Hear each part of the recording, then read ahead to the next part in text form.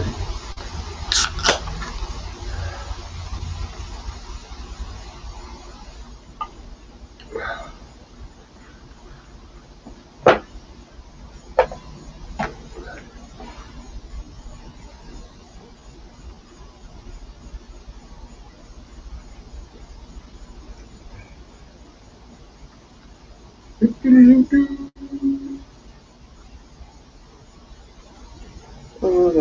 What up? What up, Cop 350ZX? How you doing, bro? Hope you're getting ready.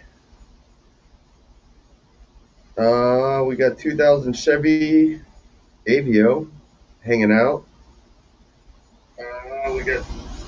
We got Blue Steel in the house. What up? Mullets kill. Maybe that's what I should go with, or maybe like full, half balding man thing. But my hair's coming off tomorrow. So what's up? What's up, Mike Bateman? How you doing? Miami Beach, what's up? Miami Beach Audits, what's up? Yeah, I'm just chilling, hanging in there. Dennis, what up, my brother? How are you? I'm glad to hear about Emma. That's a good thing. And tonight, we should not have any issues. No technical difficulties tonight.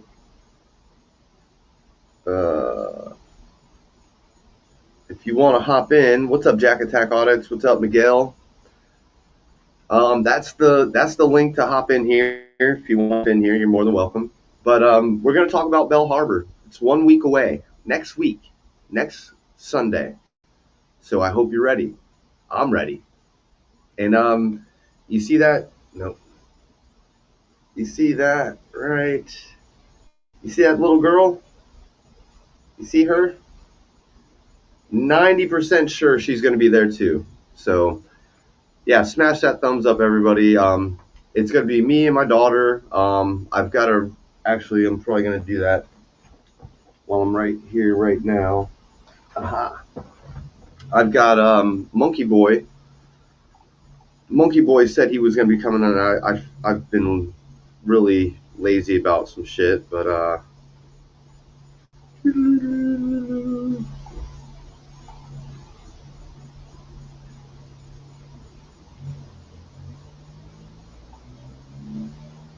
yeah. So I just texted him. I'm going to find out. Yeah, I know, man. Cop 350ZX, I know you're way up in the pan, up in your area, and it's perfectly okay, man. I'm going to be coming. I've got 2 spots coming up. One's going to be up in your area, and the other one's going to be in the Sanford area, and that's going to be out towards middle part of the state. So if you're interested in those 2, I will make an announcement on one, but not the other. So stay tuned for that. I got a bunch of open carry stuff. We've got next weekend is Bell Harbor. There's the week after that, there's another couple of spots that I'm going to be visiting. And in about 2 to 3 weeks, I will be getting into Stanford and a lot of Central Florida. So, I mean, if you're in the Central Florida area, it's going to be really good to really start to get into these things. So, what's up, CB? How you doing, brother? Brother, man, I hope all's good in your 4 walls. Yeah. But it's good to see you, man. Good to hear from you. So, what's up, El Coro? Yeah. El Coro. Karen M, what's up?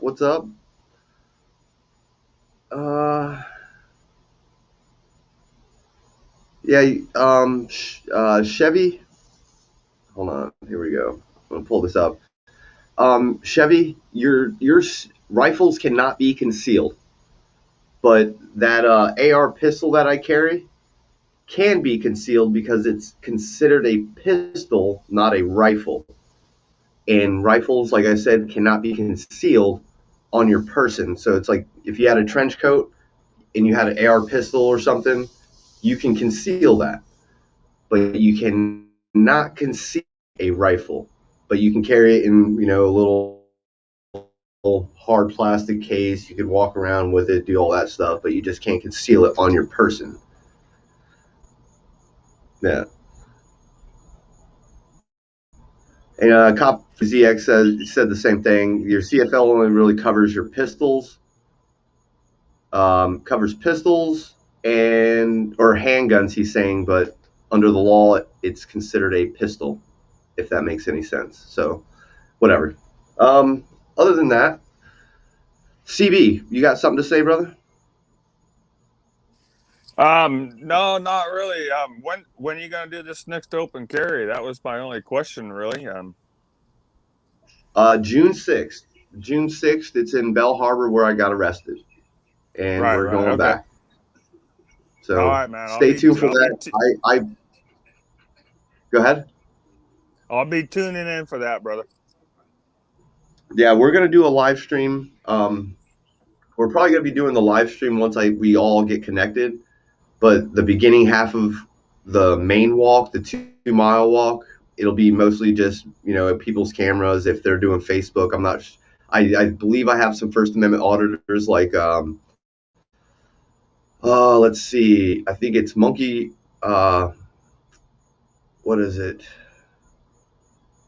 Ragamonkey. I've got Free to Film, Miami Beach Audits. He's trying to make it up there. He may need a ride. I don't know if anybody might be able to give Miami Beach Audits a ride, but I know he's in the Miami area. I think he's in the southern half, which is just a little bit north of where we're going to be. So if anybody, yeah, if we can help Miami Beach Audits, if I can pick you up, man, I would.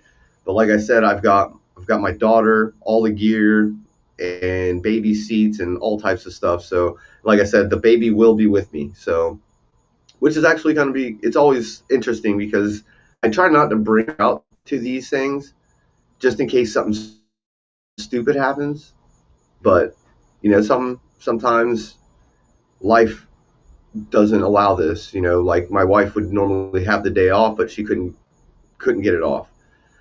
So Jack Attack Audits, it's Rago Monkey, like the ooh, ooh, ooh, ooh.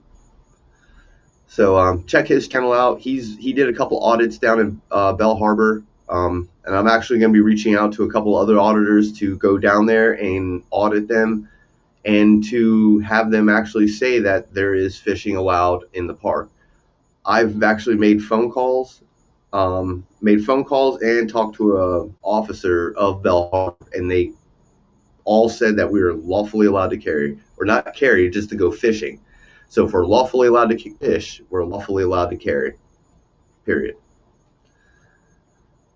So, but yeah. Oh, let's get into that. Ooh, ooh, ooh. And for those that are going to be there, let's see if that. This is a Smith & Wesson. This is a sticker. I'm going to be bringing that sticker.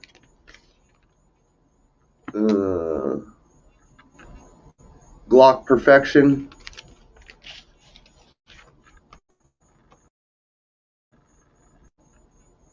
Living the Dream. The Armed Fisherman. And carrying that one as well. The Florida statute right there. Like I said, these are all stickers. I'm going to be giving these out to anybody that happens to show up that is there on the day. I'm going to be just, hey, which one you want? Depending on how many people show up, will be depending on how many people get stickers. So if nobody shows up, whoever's there is going to get the most stickers. If a lot of people show up, I may have to get people's addresses and mail them stickers, because if I don't bring enough, I'm sorry. But I'm not really sure on how many people are showing up. I do know of at least 5. So at least 5 people are going to be there, and that's always a good thing. I won't be by myself. So, what's he doing there? What's up? We're going to say Uric, and Uric B. What's up from Amsterdam? How you doing, brother? I'm glad you're here. Let's see. Yeah, make sure you hit that like button, hit that thumbs up, share this video. If you don't know who CB is, CB is like a huge supporter of this channel. He's always donating. He's always doing what he can when he can, and I appreciate everything. Hey, CB, did you ever do anything with that present I sent you? I passed it on to my now, I guess he would be my stepdad. He was building an AR, and I passed it on to him, and he used it in his build. And they're older folks. I believe he's about 70 now. He hits the range all the time. And so that's where the bolt receiver went to, and it went to good use, brother. I appreciate it, man. Good. Hey, no, I appreciate you, man. That was the least I can do. It's a good upper. I mean, it's not a full upper, but it's a good upper receiver, and Yeah, quality. it's working. It's put together, and I made a trip over here. I've got a month ago. It took him 1,500 rounds of 223, and he put it to use, and his built work. So all's good, brother. Much appreciated. Just passing on good things when we get them.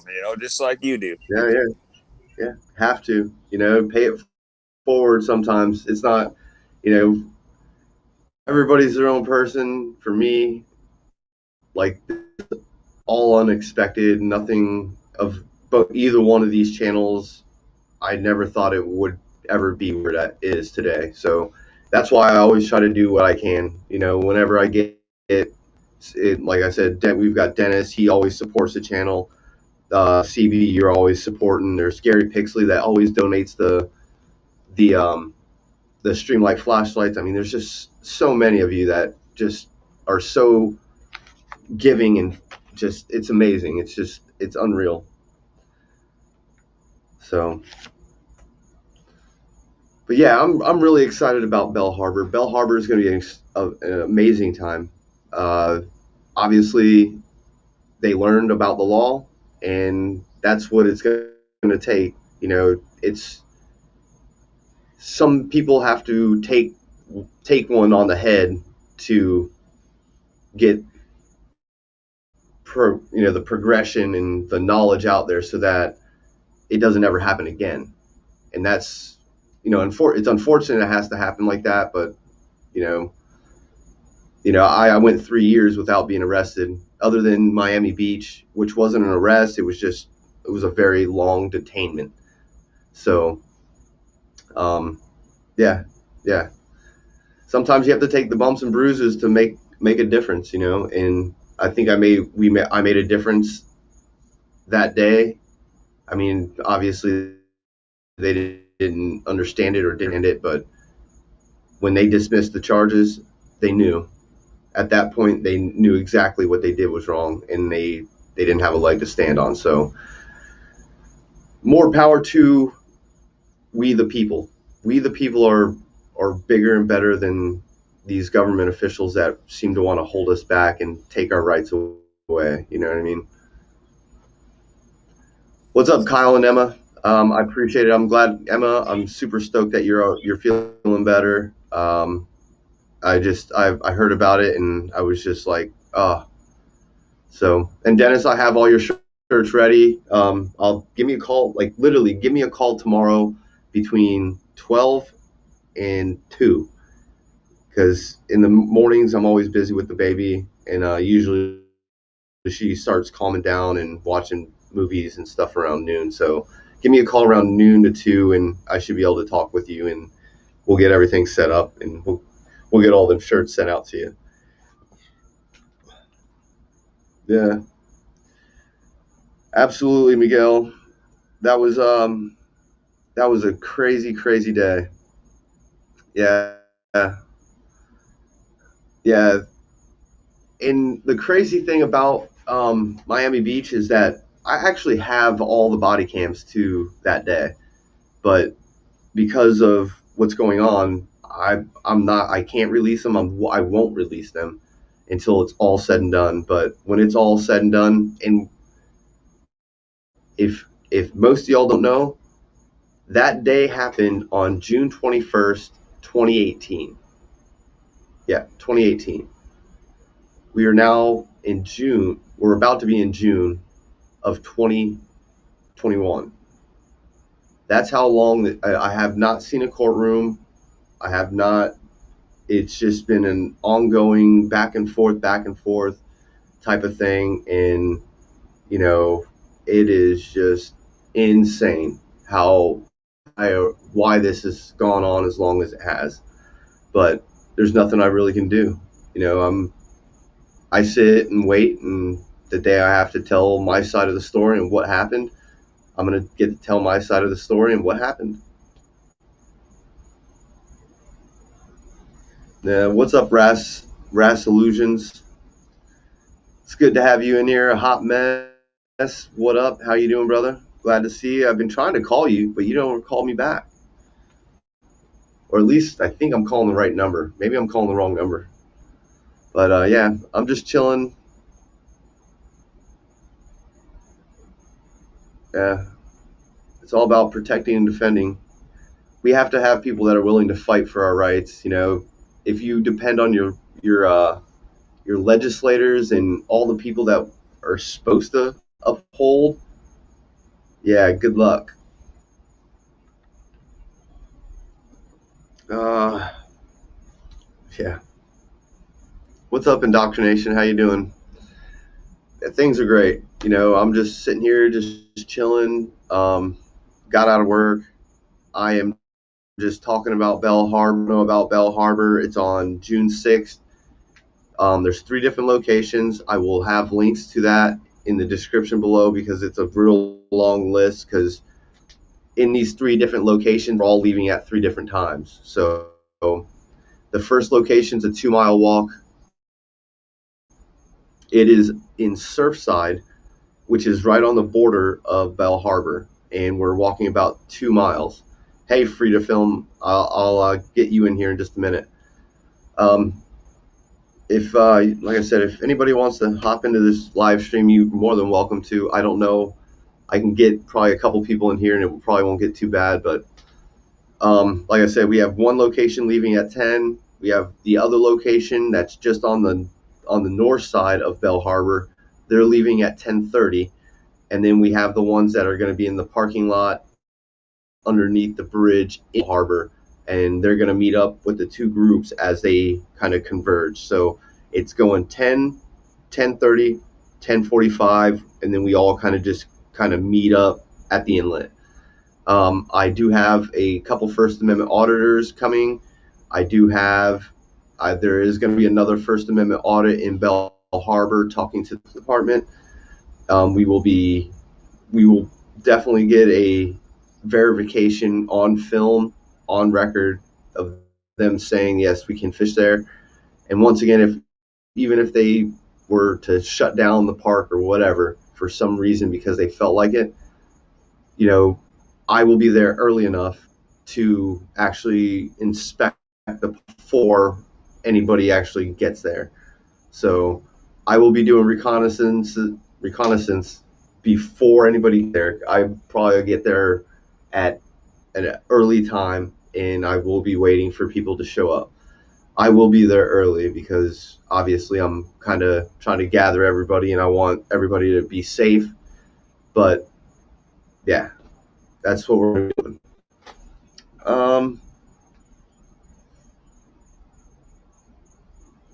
Let's see. So yes, Free to Film. If you haven't subscribed to Free to Film, go to his channel, subscribe to his channel. Really cool guy. He's actually gone out to Bell Harbor. He went out to Bell Harbor like 2 days after I had gotten arrested and went fishing. And Mr. Kanalkas, he was out there, and he didn't say one word to him. I mean, granted, he wasn't carrying, but he was still fishing and didn't say anything.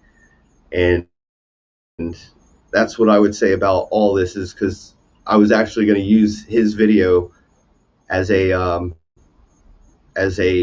part of evidence to show, hey, this guy Kanalkas says nobody can fish out here at the jetty, and this guy was out here fishing at the jetty. So, what's the deal? But we don't have to go through that. But hey, I Mike, want Free to Film. Hey, Yeah, Mike, go I got ahead. a question, brother. Hey, Yeah, go ahead. does any of your counties over there have a sanctuary or a preservation 2A ordinance, like a say They so tried. or sapo? Yeah, they tried to. They really did. There was actually a bunch of counties that were like that Second Amendment sanctuary city, and it didn't hold any weight. That was the one thing, is that there was no weight behind it. Like if they were to try to violate it, oh, this is what would happen, whether it be a fine or they would get, whatever. There was So just no this legal. the sanctuary ordinance that I had running here that I went to court with, that was going to put the onus on law enforcement, and so the fines were going to be on them personally. But I ended up losing in court in the end.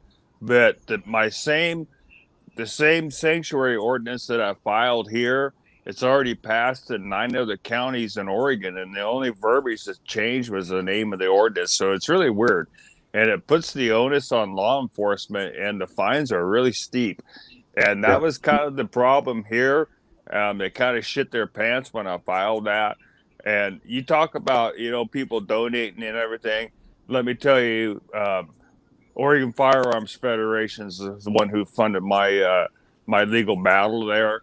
$35,000, dude. So what comes around goes around. So what little that I can yeah, pass to you, you know what I'm saying, brother? We've talked yeah. about this No. before, but anyways, I was curious if you had any counties with a sanctuary or a preservation ordinance there. Yeah, we did try to do that, and there were numerous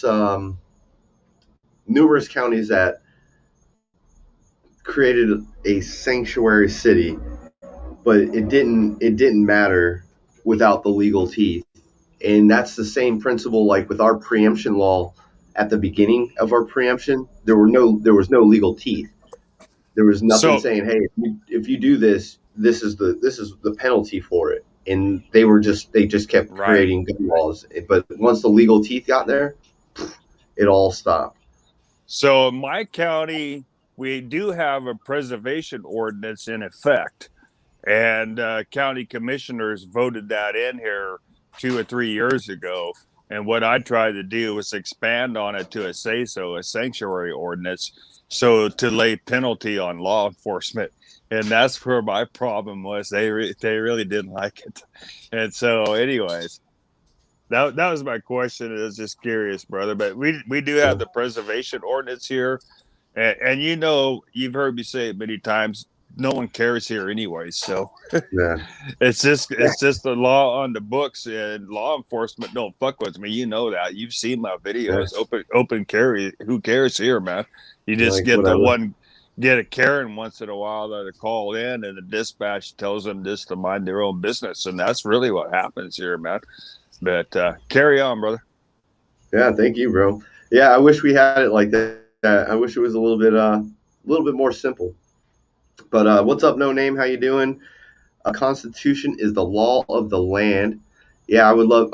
My wife is actually going to Michigan, and I unfortunately don't. I She's taken 10 days off to go up to Michigan. It's family things, and unfortunately, I don't get to go up to Michigan. In Michigan, I know I can open carry rifles, pistols, whatever, but unfortunately, I don't get to go. I'm going to be here by myself.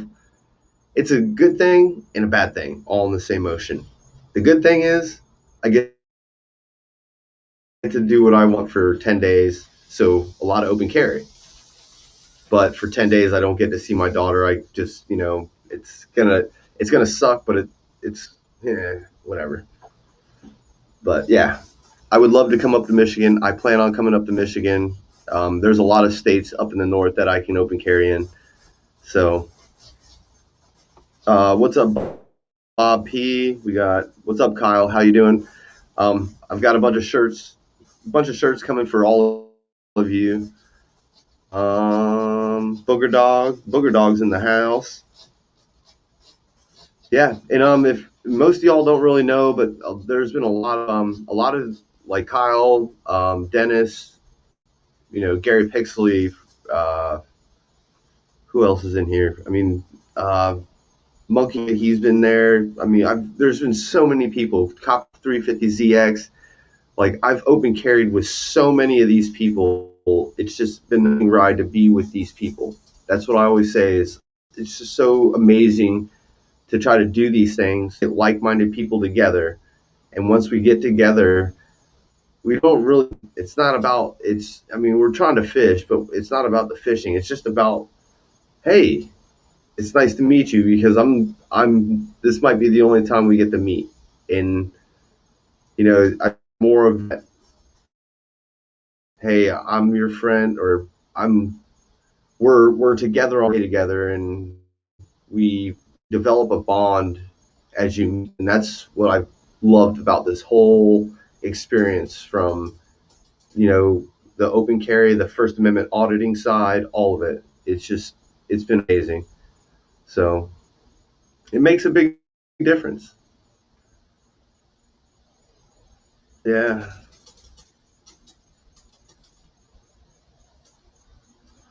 Yeah, absolutely, Miguel. There are so many. Yeah, I think I still have one or two of those laying around somewhere.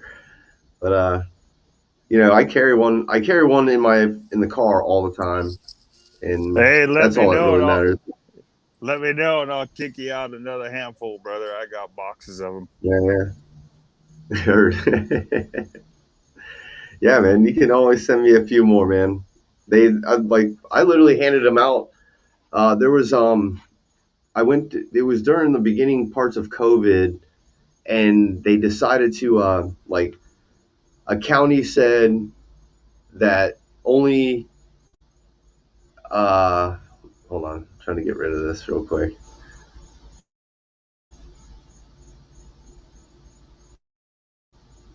Go away. All right. Jeez. Hide. All right, there we go. All right. They were out there. Kick me out of you again in the email, brother. I don't save it. I'll kick you out a handful of them again. All right. Yeah. I'll send it back to you. All right. But all right. But we went out. I was out there, and they were trying to ID people to try to just get on the beach. And I went out there and I audited them. I was like, hey, did you swear an oath to uphold and defend the Constitution? And they were like, oh, yeah, we swore an oath. And I'm like, so why are we out here today? And they're like, and they looked at me funny, and I'm like, why are you out here checking IDs? I'm like, if I wanted to go to the beach right now, would you check my ID? And they're like, well, we have to. I'm like, you don't have to. I'm like, that's against the law. Like, that's against the Fourth Amendment. For what? For me going to a beach that is a public beach? Like I did that to like 3 or 4 different ones. I tried to I literally handed one to a lady, and I laid it down in front of her, and I don't think she picked it up. I was like, I don't want to do, I'm like, oh, COVID, here you go. And someone just put it right here so you don't have like cooties and shit. Like, it didn't make any sense to me. But for some reason, she was like a snowflake. Yeah. Yeah. Kyle was actually out in, I believe it was Titusville. Titusville was the first place I believe I met Kyle and Emma. I think it was Titusville. Yeah, it was Titusville. Yeah. Yeah. And like Jack Attack says, it's like, they're just following orders. Well, how'd that work out for the Nazis in Nuremberg? They all still got it. They still all got put to death, or they were all imprisoned for whatever. I believe most of them all got put to death for what they did. So it's just Ryan. greed for money. They'll do anything they're told as long as they're getting that paycheck. And money. Yeah. It's really sad to see. Yeah. Just following orders. And yeah. And that's we can all see what's going on in mainstream media with the trials right now, and these order followers it's not working out too good for them right now. They're packing them off to prison left and right, and we're seeing it. You know, Chauvin and all those people, Yeah. murder, and it's like, really? And they all say the same thing, just following orders. It's like, I hear you, brother. Carry on. Yeah, no, and that's the scary part to it is that they say they're just, oh, I'm doing what I'm told. I'm following this. I'm like, well, if you start with the Constitution and then work down from there, it goes a lot better. Hey, free to film. If you want to hop back in, I was trying to get you in, but there you go. I see you. But anyway, hold on. I'm gonna everybody stay where you're at, but I'm gonna go here real quick. All right. If you can see that, I'll back it up a little bit. I'm gonna be giving away these stickers. I've got a free to film. Turn your live stream down.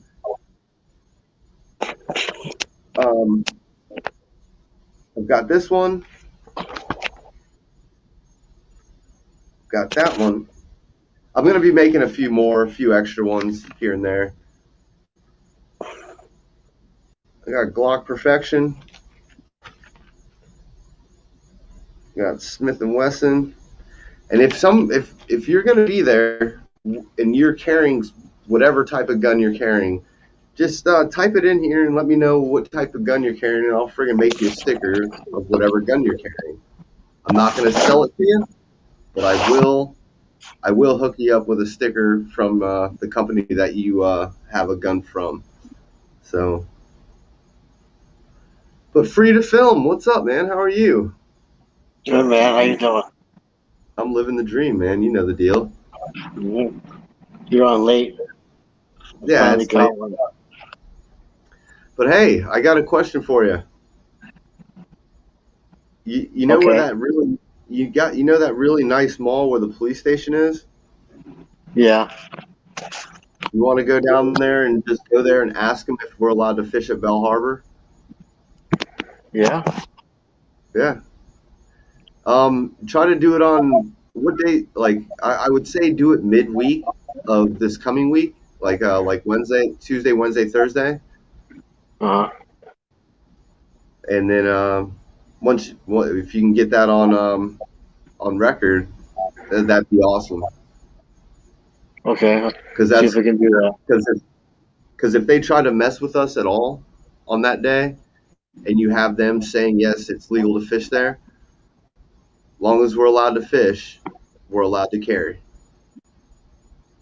Yeah. So, yeah.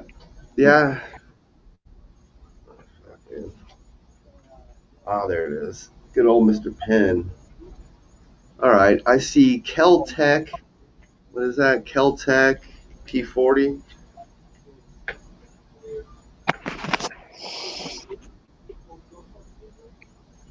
All right, all right, Ryan Erickson. I will be creating that sticker later on, probably tomorrow. I've got a week to get all these. I've got a bunch of them already done, but I've got some other things I want to get done for everybody else. So, but yeah, man, friggin', you've been out auditing it all, free to film. No, not right recently. Just taking a little break. Yeah, Yeah. yeah, that's cool. Yeah. Just do a little documenting the license plate thing for Jay Surreal. Oh The yeah. Have you Yeah, I ever? seen your Did you see my video? yeah, I saw the link you put on there. I mean, you could go Yeah, into any parking lot and it's a joke. That law's a joke. dude. And they literally don't enforce it. No. They're And like, I oh, and I was the cop that talked to me, he said, oh, this could be just something that leads them into something else, and it's like, okay, all But right, I think that guy's doing drugs or something, so I'm gonna get him for the license plate, and then I'm gonna search his car. That's what right. he was basically saying. I mean, and you could have taken. I mean, you really could have taken that conversation into a whole nother level with him. Where, well, what was it? Is it based on? Are you profiling people? I mean, are you looking for a specific ethnicity? To retaliate, you know what I'm saying? And he was walking right into it because that word discretion is very iffy. Yeah. Yeah. You know how Yeah. I like to friggin' dude, I was biting my fucking lip the whole Yeah. time. I Oh was yeah, you're just like, super polite. Yeah. I'm the whole time I like just had just what you said. I wanted to just, and I just wanted him to keep talking because if I would have kept digging in and poking this part and poking that part and doing this and that, um, I was probably gonna. He probably would have shut down and be like, "Oh shit," you know. The fact that he said what he said on camera was, I'm like, dude, all right. You see me with the camera and you see me documenting this shit. And like, and I tell you, I've been doing it. And I'm like, I see 40 cars in this parking lot, and Any? you know, and they're government employees. Oh yeah. So And what's crazy about it is I don't know if you have it up in where you're at in Port St. Lucie, but down here, the police benevolent associations, they give them actual badges to screw into the plate. So not only is it obscuring, it's actually obscuring the numbering on the plate, and it's tampering with the plate. So it even goes to a violation of another statute. They're yeah, not allowed to tamper with the plate. yeah, It's crazy. yeah. No, there's I think there's like two or three different statutes that pertain to it. There's one about the borders, and there's one actually actually like drilling into like the license plate itself, or Oh, doing any type of tampering to the plate itself. and I'm telling you, it's not a magnet. That's actually No, something that's drilled into there.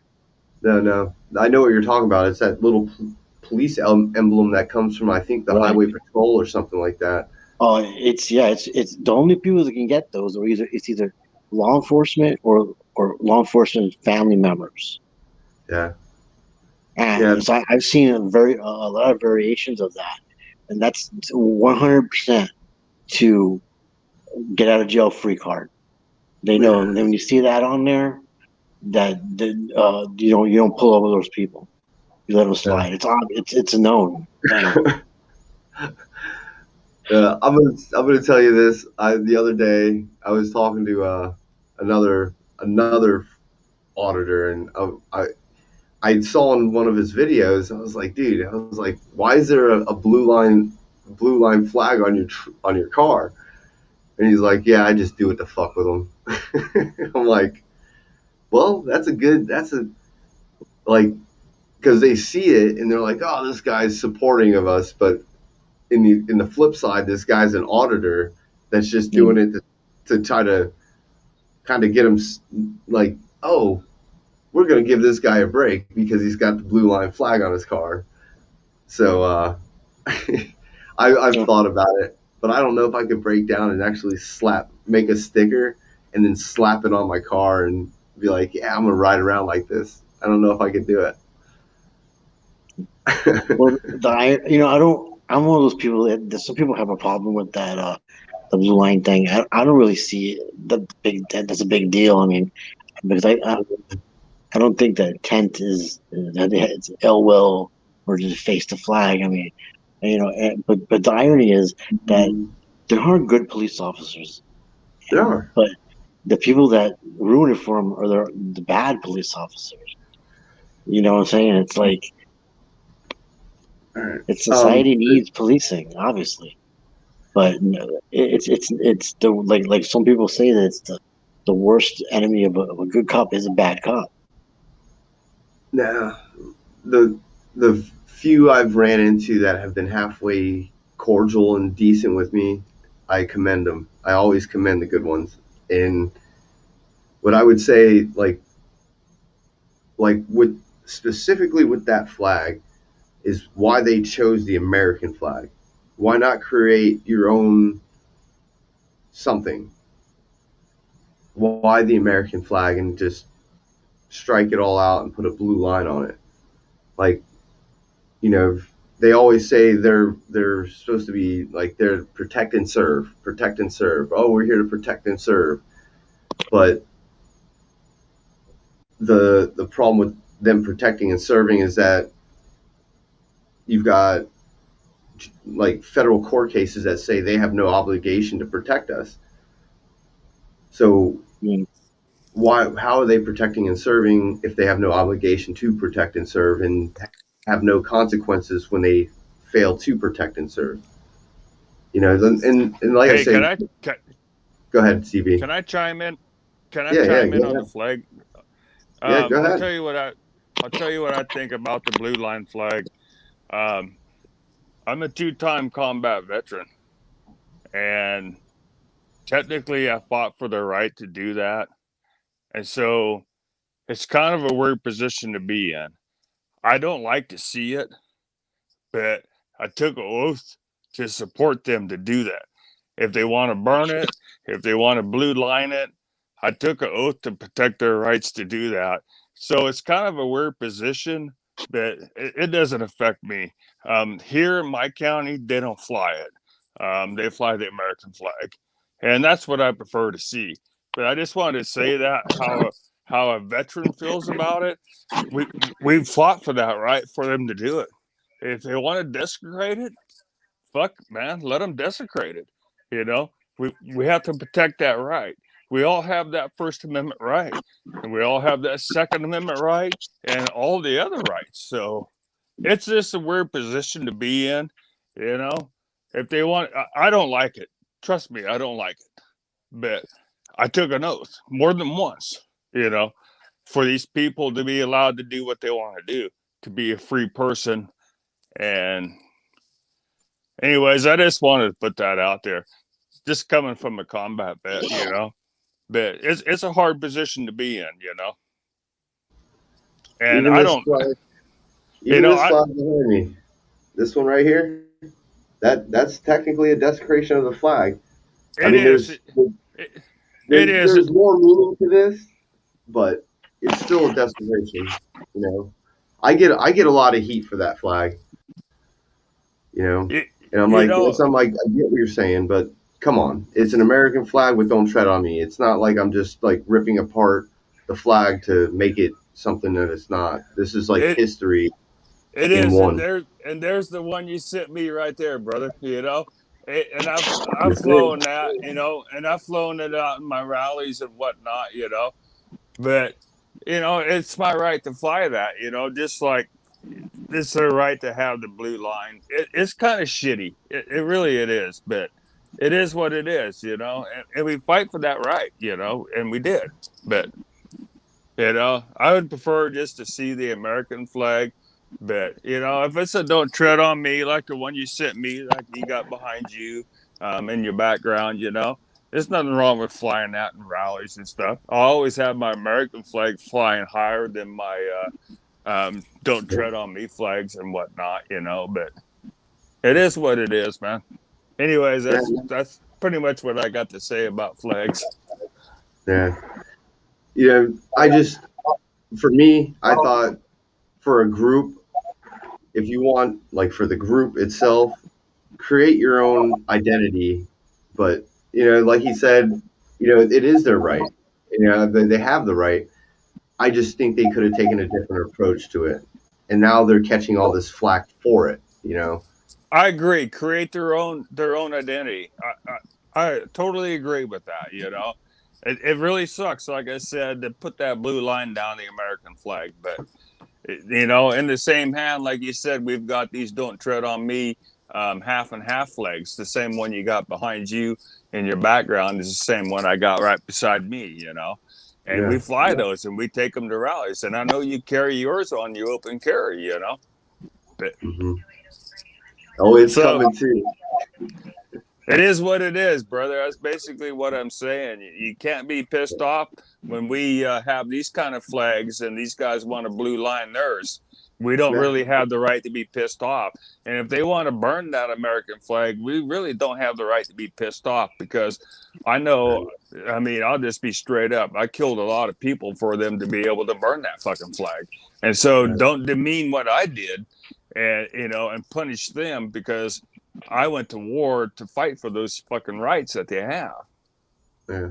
Is it making sense, Mike? Oh yeah, it makes sense. I get it, man. I totally get it. It's just a different point of view, I guess. I know some people just shit their pants, you know, when they see that blue line. But it doesn't bother me. But like I said, they don't fly it here. They don't do that blue line shit here, you know. But it doesn't bother me when I see it. I see plenty of audit videos, First Amendment, you know, and they shit their pants over the blue lines inside the police stations and whatnot. But really, that wouldn't bother me. Really, it wouldn't. Whatever y'all want to do, you know. Yeah, it's 2021. You know, like. And you know, I'm just reading the chat. Shrek 3%. I am the Curry County 3% lead here, just so you know. And no, I have never been abused by stopping and frisk. It doesn't happen here. So the only time I can see this stuff is to watch you all videos. I've told Mike this many times. It just doesn't happen here, man. No one gives a shit if I open carry. Maybe an occasional Karen would call in. Cops don't ever come. No one cares here, man. If you want to go film the post office, nobody cares here. No one says anything. So, yeah, Shrek, you're right. Shrek, or however you want to say that. I've never been abused. Really, I haven't. And that's just the way it is here. And that's kind of why I live here, man. You know? Where's that at? I'm in Brookings, Oregon. I'm right on the beach, man. It's 7 miles from California. Yeah. And free to film. If you don't know about Oregon, there was a guy. His name was Mark Guardian, and he was an open carry activist in Oregon. And that's where I learned a lot of my stuff about open carry. And I mean, it was basic law and understanding of the law, but I had to take it from Oregon and compute it into Florida, which eventually I ended up doing. But it was about the constitutionality of the carry of the firearm. So Mark Garden, check his channel out. He hasn't posted anything in about 5 years, but I'll tell you, man, this guy was a book full of knowledge. You can scroll through my channel. I have 3 playlists, and random is where I usually put the personal videos that I make, and you can get away from all my county videos that I post. And I do post some of my open carry, and they're not very exciting. And I do post once in a while, and I do post some cop watches here too, right outside my front door. I just happen to live in an area where there's a lot of homeless. And so I do get cop watches in, but nothing ever happens. And, you know, you scroll through them, you can check some out. I did some big 2A rallies, some really big ones with thousands of people, you know, and no one really even cares, you know. It's so much different here. And, then, you know, I'll give an example. I watched Solo. He tried to meet his state rep like 3 different times, and I think he almost got arrested or something like that once or twice. I'm not sure, but it was a big hassle, and you never did get to meet him. And I did open carry up to meet my fucking state rep, who was concealed carry and had no problem with it. Talk to him. It's just so much different here, man. I really feel for people, especially you guys in Florida and in Texas as well. It's like it's just some Drakean laws, you know, and then they're just out to hammer you down. You know, I've seen Solo fucking spread out Eagle on the ground, face down, fucking his AR rubbing all up on the pavement and shit. You know, it just doesn't happen here. I don't know, man. I know one thing. I'm not ever coming fishing in Florida. I tell you that, Mike. You know, you're on your own, brother. Just come with me, dude. You'll be fine. You'll be fine. Yeah, no, man. You know, I don't know, Mike. You should come out here, brother, and you see so much difference. It's unreal, man. And no one will care, man. You know, you carry whatever you want to carry, and no one will bat an eye. Cops won't fuck and that's with the crazy thing. I can be so close to California, but I'm in Oregon, and I can carry whatever the fuck I feel like. Trust me, I won't go across the Cali line, even though I'm only technically 7 miles by road from the border. I won't go across that fucking line, man, because their laws are fucked down there just as well. And so I stay on this side of the border, you know. And I open carry when I go fishing and stuff. and the game warden comes and checks it just our fishing license and never ever once says one thing about a gun. Never once. He just checks to see if we have, our fishing license. That's it. And he fucks off. And never once mentioned him when we have sidearms on, Fuck, I've had like pipe with weed in it sitting on the table, and he never says anything about that. I'm just being truthful, brother. You should come to Oregon sometime, man. Especially my town. There's only 6,000 people in my town. There's only 23,000 in my entire county, man. It's pretty lax, and no one cares, man. Yeah. We might as well just be, I don't know, free, constitutional open carry or whatever they call that, like Nevada or Arizona is or whatever. You carry however you want, Texas is like that now. Yeah, you do have to have a concealed license here if you want to hide it, but fuck, I just open carry. I don't have no reason to hide it. You know what I'm saying? So I just open carry when I go out. But anyways, I'm just a rambling, man. I wish you could come out here, Mike. Really, I do. So you can see how much different it is over here, man. You know, I could take you out auditing, but you'd be bored in about 20 minutes because no one cares. I'm just telling you. Dude, when they meet Florida boy, I'll tell you, man, they'll be like, dude, where are you from, man? Like, you're way too, hey, living the dream, bro. But hey, Jack Audits. Jack Audits, my channel is just CB. Yeah. I saw him asking in chat. It's just CB, man. And then I have 3 categories in there. I've got a whole bunch of county meetings and one that I do. And then I have random. That's pretty much my videos. And I have one for the Second Amendment sanctuary ordinance and my trials that I went through there. And so that's where you're at. So if you don't want to watch all the county meetings, which I wouldn't advise you to watch, not if you live here. Long. They are long, everybody. I've watched a couple of them, and some parts of it get interesting, but they're long. Yeah, they won't mean anything, except for the people that live here. And there's a reason I started doing that, because the county wanted to start fucking deleting the records, and so I was like, holy fucking all.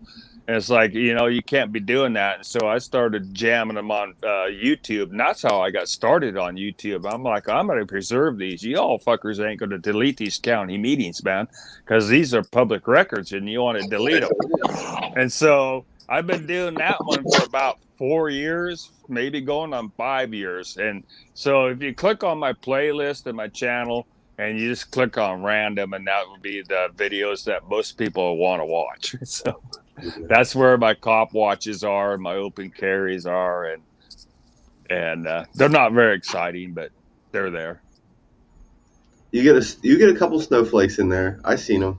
Yeah, I get a couple of snowflakes. I'll do some FOIA requests and get a CD and make a video, and they're kind of funny, and just like yours are, Mike. They're kind of funny to hear what people are calling in to what's actually, going on.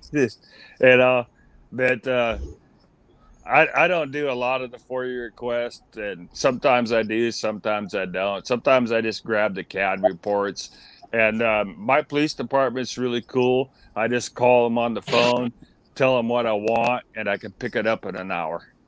And I see you guys battle for fucking weeks, if not months, for fucking FOIA requests. I get mine in an hour, and sometimes I don't even have to pay for them because I'm like a freaking flyer, and so I get a discount, and they just say, no, just come get the CAD reports. I'm not kidding, Mike. That's how it is here, man. For real. Dude.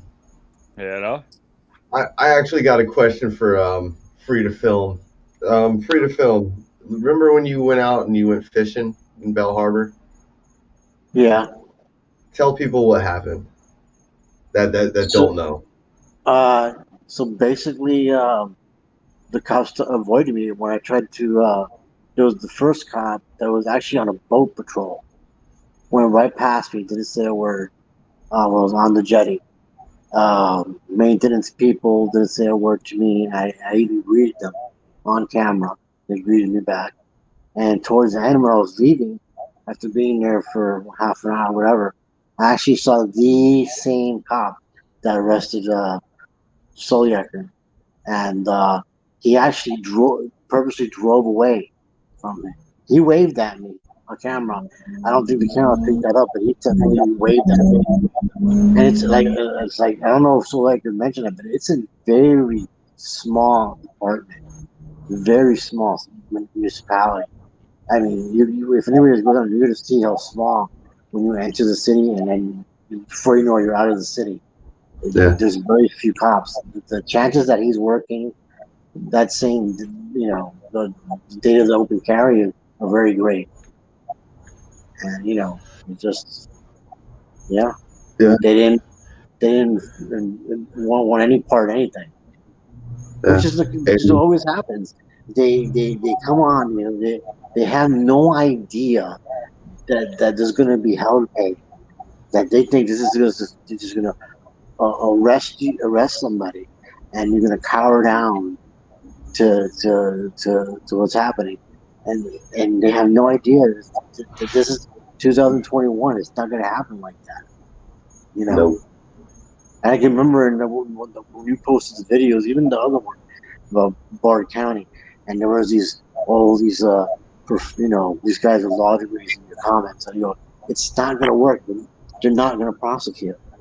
They don't want this law off the books. They want the law in a gray area, so they can use it as a threat over people to intimidate them. They don't want the law challenged in the court, because they're going to lose. Or it's going to create case law. Yeah. They're like, are we really willing to? Because like, I'll say I'm not going to speak about Melbourne right now, or fucking Brevard County, but for Bell Harbor, the fact that they actually went and they were trying to charge me, like the way they tried to charge me, it wasn't like, oh, you're trespassing or whatever. They charged me with the fact that I was open carrying, even though I had all the stuff that I needed to lawfully carry. Even if I can't fish somewhere, and you tell me I can't fish somewhere, and I resist saying I can't fish there, then that's a whole nother story. I would tell that to anybody. It's like, just because, let's just say you go somewhere and you're not supposed to be there, unless it's like visibly posted and you don't know, and they're like, oh, you have to leave. Like me personally with the guns, I would leave. But if I'm just out there and I'm like, nah, I'm challenging you, I'll challenge what they think is law. But 90% of the time, they don't know what they're talking about. Like this officer, he didn't know what he was talking about. None of them did. They didn't care. They just didn't want me to do what I was doing. And that was the end. The odds that if he didn't know that another one did know the law, it's impossible. Like I said, good cops. The other thing is, good cops don't let bad cops do bad things. You were literally over the water on the bridge when they arrested you. If he could have told you can't fish here, you can fish there, and he even mentioned that. You gotta turn around and fish over there. He could have done that. No, he wanted to end you up. He purposely wanted to violate your rights. He either A is a dumb motherfucker, or B is a tired motherfucker. Excuse my language. There's no gray area. It's both. It was both. He's flat up fucking tyrant, man. You have to be a fucking tyrant to do that kind of shit, man. You have to be. Old cop. I think he's in his 60s. He's been around forever. He needs to retire. He better retire and get that pension before somebody takes that badge from him.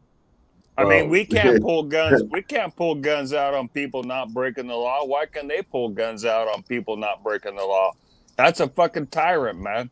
Straight up. Ask James Madison. Fucking tyrant. Tyrant. For real, man. I mean, seriously.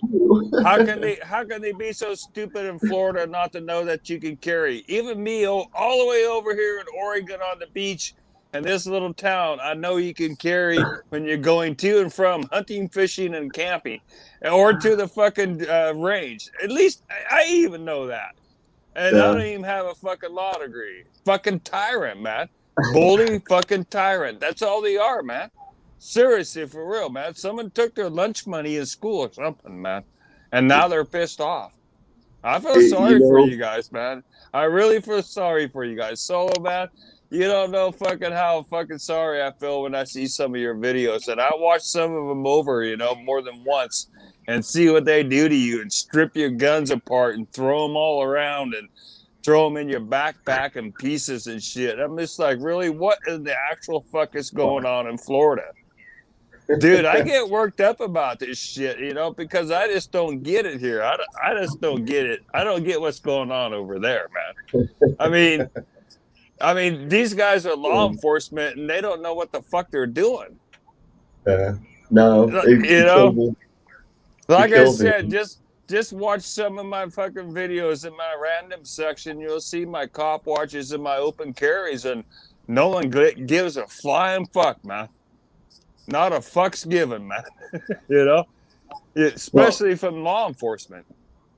Part of the problem is that a lot of these people are from the Northeast and they get transplanted down here, and so they get their from New York and some of these places where you can't even look at a gun.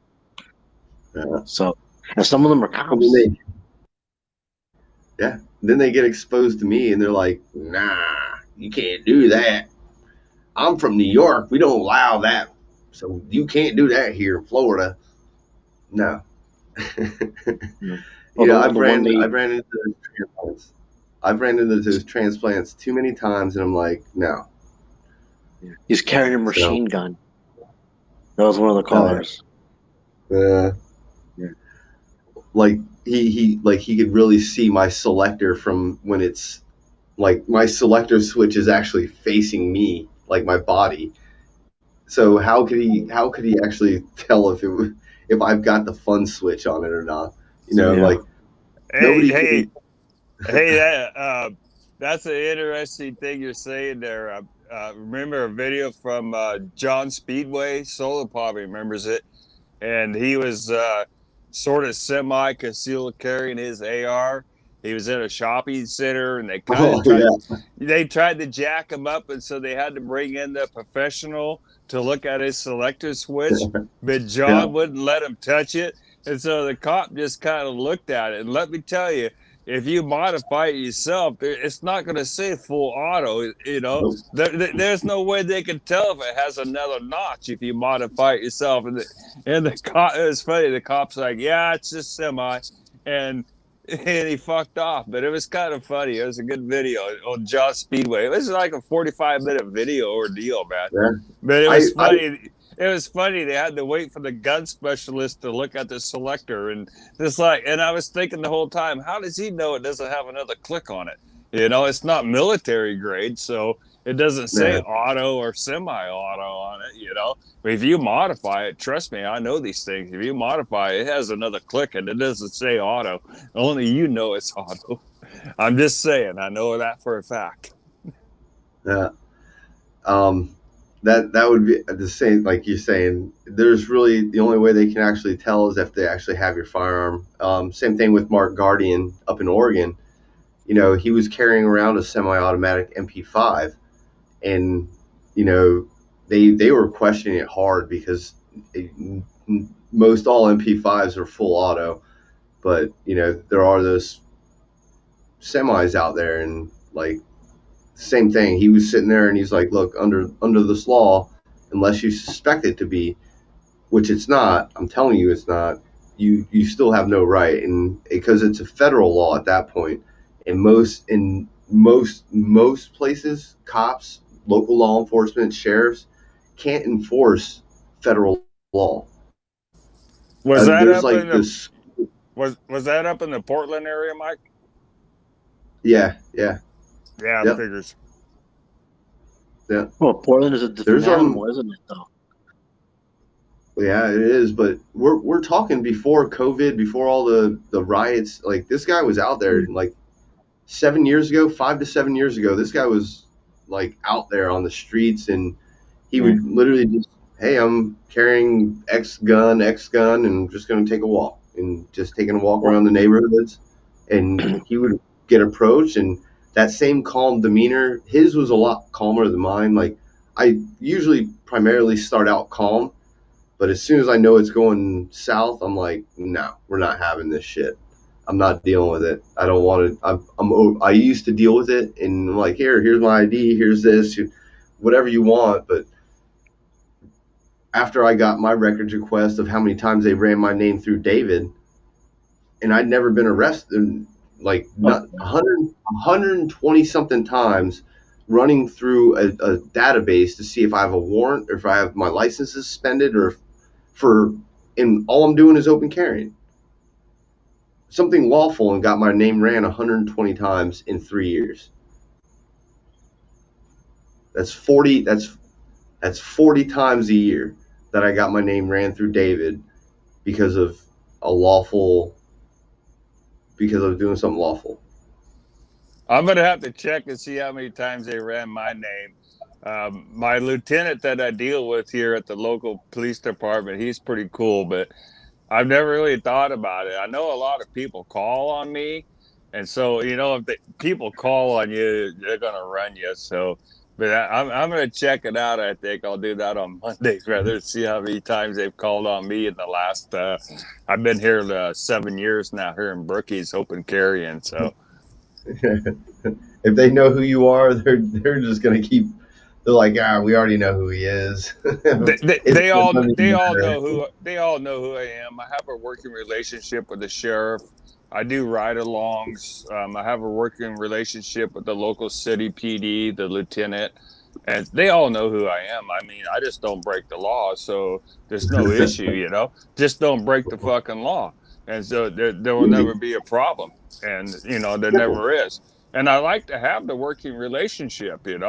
I've got the sheriff's cell phone right on, number on my phone. I can call him, and I work with him and I help him. I've worked with him on search and rescue, and he's called me up to help him on our big Checo bar fire we had here that evacuated 6,000 people. And I have this good, strong working relationship. They're good people. They just don't fuck with us, man. And they know that we'll back them. People call me a bootlicker, but I'll back them. They're good people. I just don't. I don't know how else I can explain it. And I know Mike hears it from me all the time.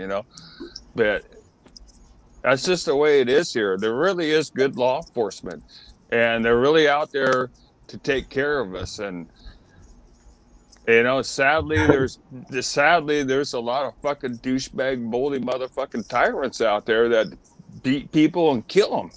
Yeah. And I see that, and I understand it. And I just hope people understand that they're all not that way. There's bad surgeons too. Not all surgeons are bad either. You know what I'm saying? But not all Walmart employees are good. Not all. They don't want to live in There's some people that just have bad days, and I get it. But and that's what I say is public when service, I wake up, I always say public service can't have a bad day. Public service can't have a bad day on the job, man. That's not allowed. No, not while they're working. You can have that bad day when you're off the clock or whatever. Yeah, when they get home, then that's when they get kick their dog and beat their wife. But they can't have a bad day on the clock, man. Really, and I believe in that, and that's what I see here as well. Really, like I said, just check out some of my videos. I have a couple of recent cop watches. They're great, man. It's really boring, and you can actually see how our community resource officer works. I've filmed him a couple of times helping the homeless and stuff. They're not beating them or anything. They're helping them, not arresting them. It's so much different here, man. You see some videos in California, they're down there with bulldozers and shit taking out the homeless camps and stuff. That doesn't happen here, man. They help them here. they'll actually take them to go buy food. You know, Yeah. I don't know. You got to come over, Mike. Seriously, Yeah, bro. come on, dude. I'll make it, dude. Dude, I'm not scared to travel anywhere because if I can fly in, I'm flying in. I I'm know you've talked about going to Cali in the past, and if you ever make it to Cali, I'm just 7 miles over the border on the 101, man. You know, yeah. If I would never go to South Cali, it'd be North Cali for sure. There's a lot of there's that I mean you there's so many things like nature wise. Like if most y'all don't know, I love botanical gardens. I love nature. I love being out in the woods. I love just hey, I you love love the the earth. redwood forest, brother. I live in Yeah, the I know. redwood forest, man. Hey, Mike, have you ever fished in Everglades? Yep, yep. And I hate it there because the mosquitoes are about the size of your friggin' fist. I mean, like the mosquitoes are so big there. Like you, Yeah. we went there. We tried to. There was a campground that was free because at the time it wasn't a busy time of season or whatever. It was free. So we pull up, and I'm like, all right, we're gonna get out, and we're just gonna kind of inspect the area and see a nice spot to set up a campground. I think we were out of the car for about 3 minutes, and I was like, "No, not happening, not happening. We're going straight to the Keys right now." Because I mean, like, dude, I got hit in the head by a mosquito, and I was just like getting hit by baseball. Yeah, they're It was a big. baseball. They're huge. I mean, they're not that big, but you know what I'm saying. They are No, big. and They're not flies normal. too. Yeah. Oh yeah, the horse flies. Yeah. Oh yeah. But the glades, like in the wintertime, that's the time to go. Yeah. When it's less muggy and less riddled with giant mosquitoes.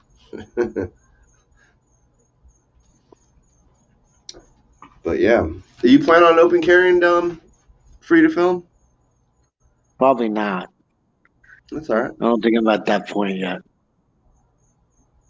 You know, well, it'll take me a That's all while. right. Yeah. See, all you have to do is you stick one arm through one part of the sling and you throw it over your shoulder and then you just lay it across your chest and just walk. You'll be all right. Miami's a whole nother beast, dude. That's why I hate going. I hate going there, but it's like they have to learn at some point. You know. Yeah. Yeah. Well, I don't think you actually hit the actual municipality of Miami. You have to find a spot because it's that department.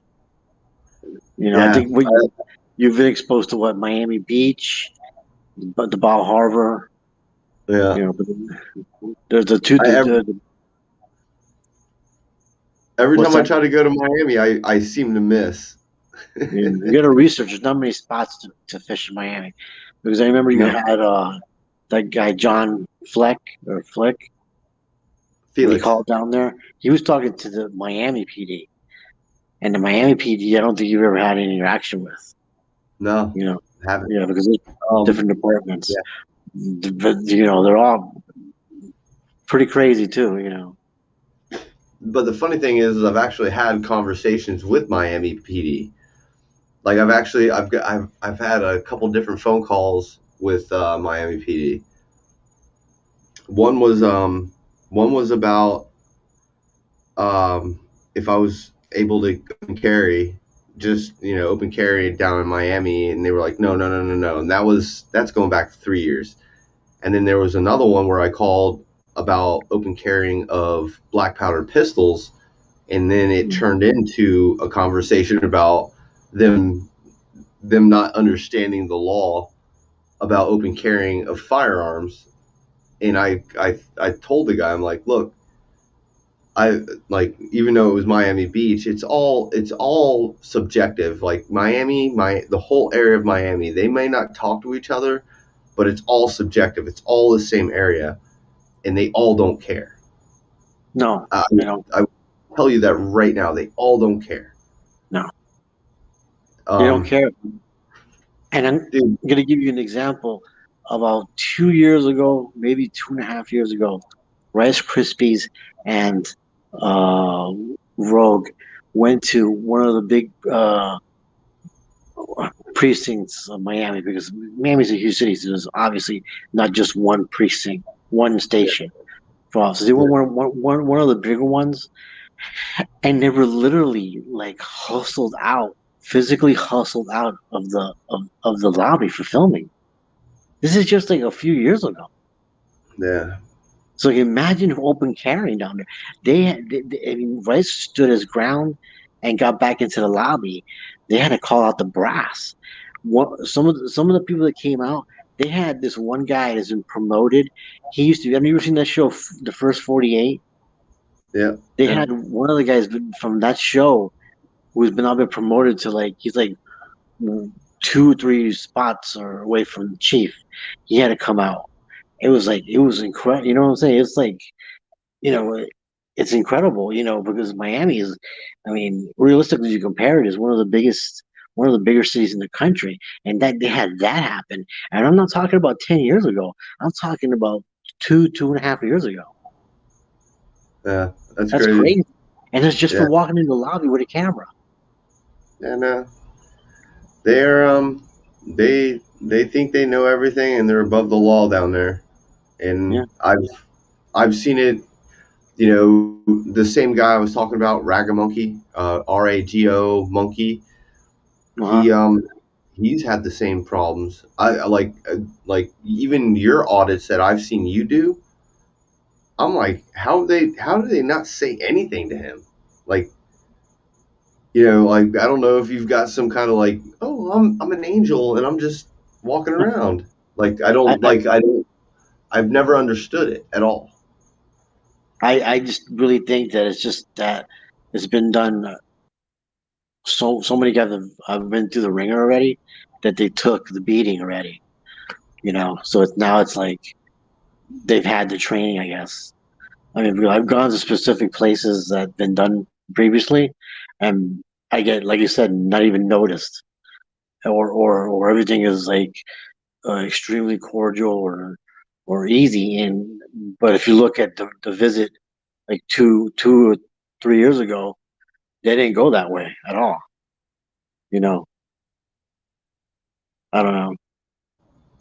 No, and that's what I say about the auditing community. Like for me, only until recently when I started having a few, James Madison, Eyes on the State, Rogue Nation. Um, I know we haven't been together, but you went out in the same spot I went out. Like there's like that connection between all these all these people that are wanting government accountability. If long as we keep doing what we're doing, we're going to make that change. Just like you're seeing how they're not messing with you, but for some reason they're messing with others. But it's like those others that were there before you made a very clear and direct correlation, Right, saying, "Hey, these are rights." And right, then, whether it be them making formal complaints, talking to the state attorney or whoever, because you know most people don't know on the backside when if I really do get violated, I actually reach out to state attorneys. And then I go through motions with like not motions. I sit there and talk to them. I'm like, look, I'm like, you know who I am. I'm on the internet. I'm probably maybe one of 5, 6 people that post stuff on YouTube, and I'm the most frequent that posts stuff on YouTube about open carry. So there's no way they don't know who I am.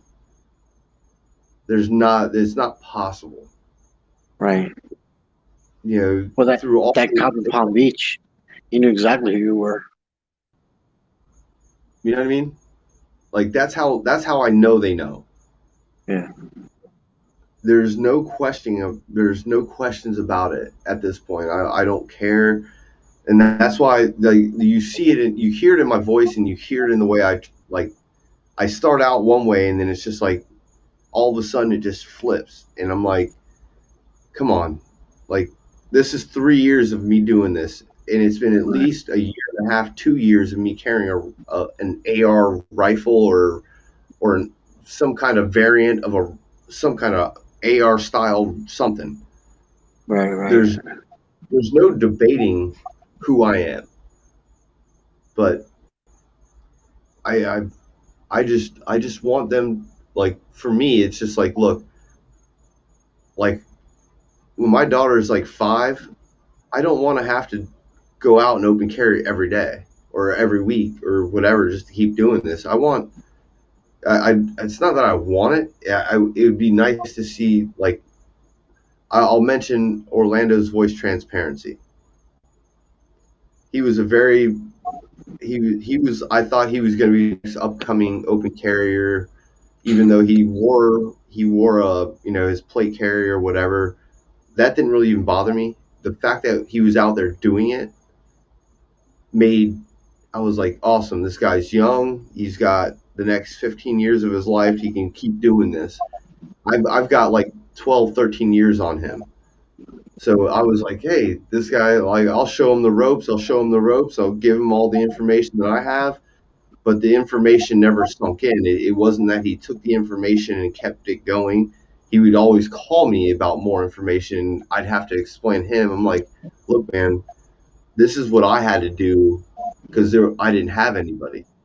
And I want you to do the same thing I did so that you have a better understanding. I could tell you all day till I'm blue in the face, but without you picking up the book and reading the book, like, it's like, all right, I want to know about Jules Verne.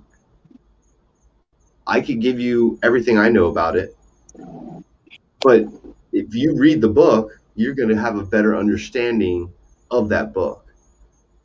I'll guide you through the book, but you have to pick up the book and read it. And that's what I would say about some of the people I've met, is that, they call me, and I'm like, hey, at this point, this is how you do this. You need to start learning how to do it. Don't call me. Call me when you run into a serious issue, but the issues that you're running into are the same ones you keep calling me back on, and I'm like, hey, I've already told you this. Do something for yourself. Learn. You have to learn, and that's what I would say. So did Orlando voice pretty much fuck off?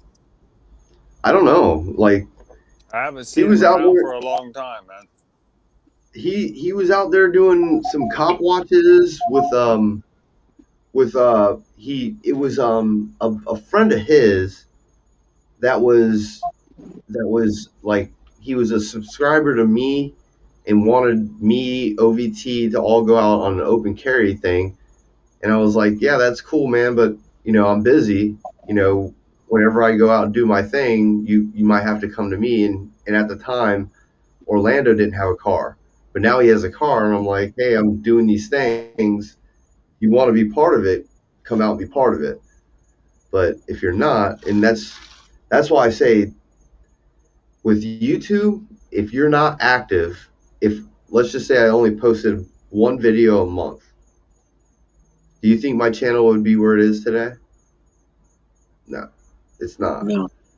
And that's the thing about YouTube, is even as a small channel, like, when I first started YouTube, I was putting out fishing videos and this, that, and the other, and none of it got traction.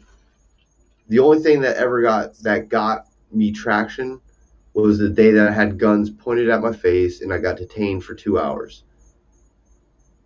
That started it. And then what did I do after that? I continued it.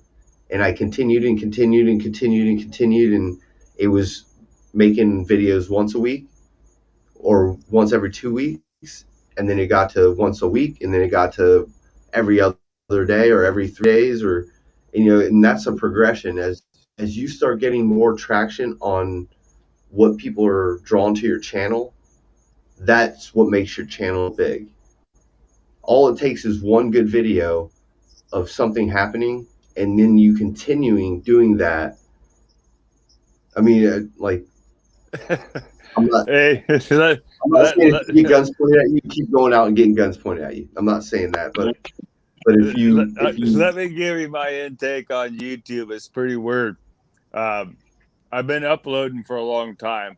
And like I said, mainly it was like these county meetings and whatnot. And so then I started putting some other stuff up once in a while. But it took me like almost 4 years to get 1,000 subs to be able to go live. And now I'm rocking 1,300. But get this, I've got one stupid video of the drug house that I cleaned up, and it's only 2 minutes long. 500,000 views on that, and that's what got all my subs. One stupid video like you talking about. That's all it took. And that thing still rocks today. It just keeps going and going and going. 500,000 views on a 2-minute video of me telling people in a drug house to get the fuck down the road. Seriously, YouTube's weird. But hey, I can go live now. So there's that, I guess. Yeah.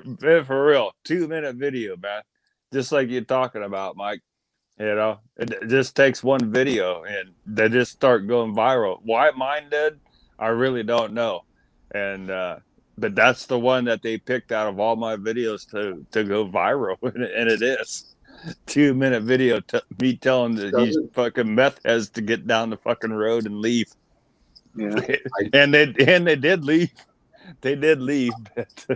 But you know that's what got me. I said something to you a while back, Mike. I was like, "Hey, promote me a little bit. I need to get a few more subs." And then all of a sudden, that video just took off and went fucking bananas, man. So yeah, I'll go live someday here. Haven't had anything to go live about really yet, but I will. At least I can go live now. So there's that. Yeah, YouTube, man. Weird platform. I like it, but it's just weird.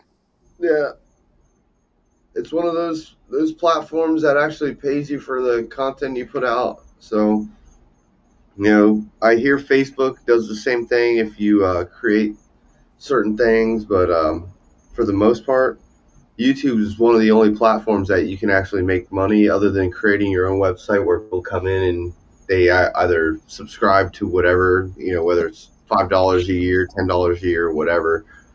Those are the ways that people can, there's always with social media and video cameras, if you've got something that people want to watch, and I'll make something completely away from First Amendment or Second Amendment, like the stickers that I create. There's some channels out there that are like 1 million deep that just teach you how to create a sticker. And I'm like, wow, you're 1 million subscribers. You show people how to make a sticker, and they generate revenue. And they obviously have like an Etsy store and that they can keep creating all the stuff that they're doing. And I'm like, well, I'm going to create that because I'm making stickers. And I don't really put too much out on that channel. I've been, at the time I was dealing with the whole fucking arrest shit, but now that I'm free from that, and I've been making more shirts and stickers, I've got tons of videos that I need to upload. I just got to edit them. And editing sucks. It really sucks. Yeah, I hear everything you're saying, brother. I just don't have any content. I can monetize, but I don't have, like you said, you need to have continuous content. I just don't have that. And I was going to say something else that you said. But anyways, I don't have the content. If you can bring the content, you can make money. And I know some, just like First Amendment auditors, and I'll just give you examples. San Joaquin Valley Transparency, he brings in between 15 and 20 grand a month. Yeah. Wow. He's balling. But I don't have that content. It's, there's some good 2A channels on there on YouTube as well, and they have 3 to 4 million subs, man. And they're making bank, man. And they have people, they have these gun manufacturers sending them product to test, and They just go out and shoot for fun, and YouTube pays them. There's money to be had. I wish I had some content, but I don't have any content. I don't know what it would be, but you do have a source of content because of how they fuck with you there, and you have something to stand up for. And I noticed that this channel right now is not monetized. I don't know why. I thought you got it monetized, but the Armed Fisherman is monetized. Solo Yacker is not. Yeah, you ain't got no super chat option, no. No, that I just got accepted for that. Okay. I think about 2-3 days ago. I just got to go and set it all up. But once again, when it just happened, I was like, all right, cool. I'll set it up. And there's a lot of things that'll come from that. And I before we go any further, I want to respond to EyeSpy real quick. I saw him say something. Hold on, let me get in. I'm going to get into some of this chat real quick. We got Solon Pete, Jack Attack Audits, Miami Beach Audits, A Hot Mess, CB, SCU. Mike Bateman says, you open carry in California, you will go to prison. Absolutely, Mike Bateman. That's why I don't go to California. Let me see here. Scooter McGee, what up? The Spider Den, Crazy Nuts, Bullfrog and Company, what up? Texas in the house. Yeah, Texas just got constitutional carry, and they're just waiting on the governor to sign that off on that. Miguel says, never seen Orlando again. Yeah, he bounces around, and he hasn't really been out there. And that's why I say, you can gain a channel really quick and get a lot of subs, but if you don't continue it, you lose it. And then people don't even watch your shit. Let's see. All right, EyeSpy. What kind of cutter do I use? I use the Cameo 4. The Cameo 4, and then the software I use is Silhouette. I think it's 4.4, but it's the beginner version. But I'm about to upgrade to the professional version, which allows a lot more fonts. It once you go to the professional level, it opens up a lot more stuff. So the Cricut is good, but the Silhouette gives you a little bit more options and a little bit more options than the Cricut. But they're both great. But for me, I went with the Silhouette Cameo 4 because the simplicity and everything about it is just it's literally just almost pull it here, do this, boom, and it's stickers done. It's really simple.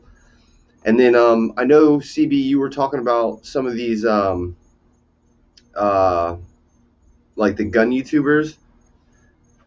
The one thing about gun YouTubers is that a lot of them don't even make money because they get paid from other sources. Some do, most don't. If you look at, I know somebody mentioned Guns and Gear. There's Guns and Gear. There's Tactical 704. There's a few others, and their platforms have been demonetized for years. And they basically, because of their following, they have all these companies reaching out to them saying, "Hey, support. Hey, we're going to send you my product, whether it's good, bad, or the ugly." And same thing happened with me with Bear Creek Arsenal. And I've been wanting to get back out and shooting because I've been actually finding more ammo, but that's another day. We're gonna get back out and shoot and talk about Bear Creek. But Bear Creek sent me a bunch. They sent me 2 uppers, and I created 2 different rifles. I created an AR pistol and a rifle, and a 300 blackout rifle, and I got the uppers for free, complete uppers, and all because of a channel that was growing, and still growing. And I tell people to this day, the same thing. Even if it's not a First Amendment, Second Amendment, whatever it is that you do in your life, record it and post it. And you'll never know what video will go viral. You just don't know.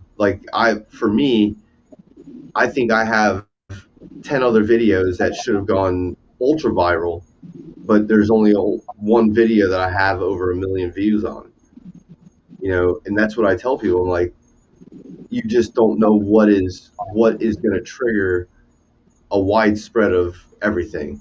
And I think after, when things get settled and done with, whether it be a lawsuit or whatever, when the finality of everything that's happened to me, whether it be Miami Beach or anything else that's happened in the past, I think those videos will go extremely viral, saying, hey, this is how, because I'm going to explain to other people that deal with the same thing I deal with on how they can do it, or the lawyer that's going to help them do it, to go through that process to ensure their rights. And that's what all this is about, is education. Obviously I want justification. I want somebody penalized for the things they've done to me, for doing nothing wrong, for following the law. They always say, follow the law, nothing will happen. Well, I follow the law and I get friggin' guns murdered. So where do I go from there? So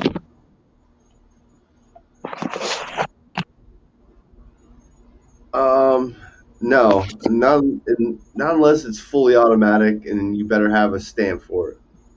But other than that, you should be good. I mean, if you really think about an assault weapon, if you think weapons of war, the M4, that would be a friggin' assault weapon, because that was a weapon of war. Not the average day one, but like the M4 Garand, yeah, for sure. But people are stupid, even from like 1998 to 2008 or something like that, the assault weapons ban didn't work. So it doesn't matter. You can pass all the gun legislation you want, and it's still not going to stop criminals from being criminals. There's no such thing as an assault rifle. Yeah. Well, if it's got the fun switch on it, that would be, their definition of an assault weapon is stupid. Well, if you perform a horizontal butt stroke with your rifle, that would be an assault rifle, no? Yeah, I mean, like if I was to stick the tip of my gun in your butt, that would be an assault on your butt. Right. Well, in the military, they teach us the horizontal butt stroke, Yeah. So that would make it an assault rifle, because you're assaulting the enemy with it, and you're not shooting them. You're just horizontally butt stroking them in the head. See, and I get you. We agree. Totally agree on it. So I'm just saying, when you start looking at definitions of what they label, the firearm itself is not an assault weapon. It's not. If you beat them with it, it is. Well, yeah. I mean, so when your pistol runs out of ammo, you just fucking face fuck them with the pistol, man, and that's an assault weapon. So does that mean a bat is an assault bat? Just saying. Or a car is a driving car? It's stupid. No, it's an assault car when you drive when there's somebody standing in the middle of the road and they're blocking you from going about your daily business, and there's a lot of them saying whatever they're saying, and you're like, something, I've had enough, and you run them over. That's an assault vehicle. Yeah. No, that's justice. That's legal in Florida now. Oh shit! I'm going to be demonetized for that one. Thanks a lot, CB. There is a couple of states that say you can just run them fuckers over. Dude, that come about a couple of years ago. Yeah, Florida's one of them. Yeah, just fucking run them over. Get home, man. You can't do that in Portland. Yeah, well, you can, just don't get caught. This is not legal advice, everybody. We are not lawyers, and we are not telling you what to do. Absolutely not. If anything, today the last segment was more of a kind of a joking type of thing, but in all seriousness, people standing in the middle of the road and stopping traffic and creating all these disturbances, that is not your First Amendment right. All right. If you want to stand at your city hall with a sign that says F the police, that's your First Amendment right. Do it peacefully. I agree, man. I agree. Do it peacefully. Obviously stand your ground. If you want to express your grievances towards your government, express them freely. If you want to say F the police and you want to say it over a microphone, by all means. But if violence isn't the answer, stopping people from their, like if I'm on a sidewalk and I infringe on somebody being able to pass me because I'm like, oh, my sign's bigger than you and you have to go around me, that's impeding their traffic and that's against the law. But you see people coming, stand out of the way, say, all right, go ahead, and then go right back to doing what you're doing. That's what that's about. And if you're doing it peacefully, I'm all for it. Whether it's with a gun, without a gun, if you want to be Black Lives Matter and you want to say Black Lives Matter and you want to do it peacefully, I'm all for it. I may not agree with it, but hey, if you're doing it peacefully, good job. Hey, here's what the First Amendment says. Congress shall make no law respecting an establishment of religion or prohibiting the free exercise thereof or abridging the freedom of speech or the press or the right of the people to peacefully assemble and to petition the government for the redress of grievance. So peaceful is the main key, Mikey. For sure. Do it Number peacefully, one. man. Not burn buildings down and shit. That Uh, doesn't get our word out. And yeah. that's something that I had to deal with a lot in the last year as being the 3% lead here. I did a lot of fucking rallies and I posted a lot of videos. And you got to take that fucking high road, man. You got to do it peacefully. And that's our right to peacefully do it. Not to go out and burn down people's fucking businesses and all that kind of happy bullshit like was going on in Portland. You all seen what went on in Portland, I'm sure most of the people in the chat has. But that's not peaceful assembly. And so I believe in our first, and you're spot on, Mike. Peaceful assembly. Go to the courthouse and put your "fuck you" signs up, and that's freedom of speech. That's covered in the first, you know, and redress your government. Do it peacefully. That's all right, man. And if you really want to try to hold them in a bind where they oh, what you have is vulgar language. Duh, duh, duh. Well, just put God bless, fuck the government. I got Now a you're in real religion. I got a really good radio interview I did a few years back. I think 3 years ago. I was running for county commissioner and did a radio interview with the high school kids, and we talked about the Constitution. And it turned out to be one of the best interviews I ever did. And I hate doing interviews, man.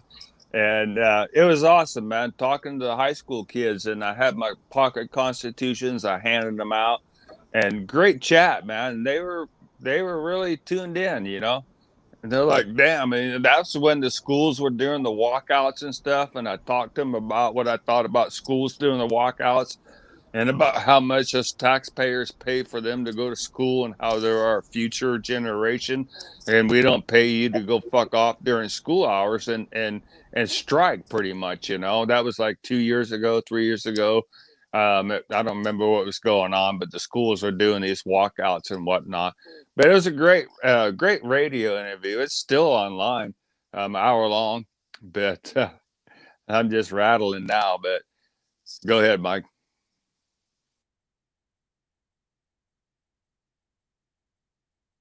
I'm actually going to give the floor to Free to Film to get his perspective of the First Amendment and his perspective, how it goes.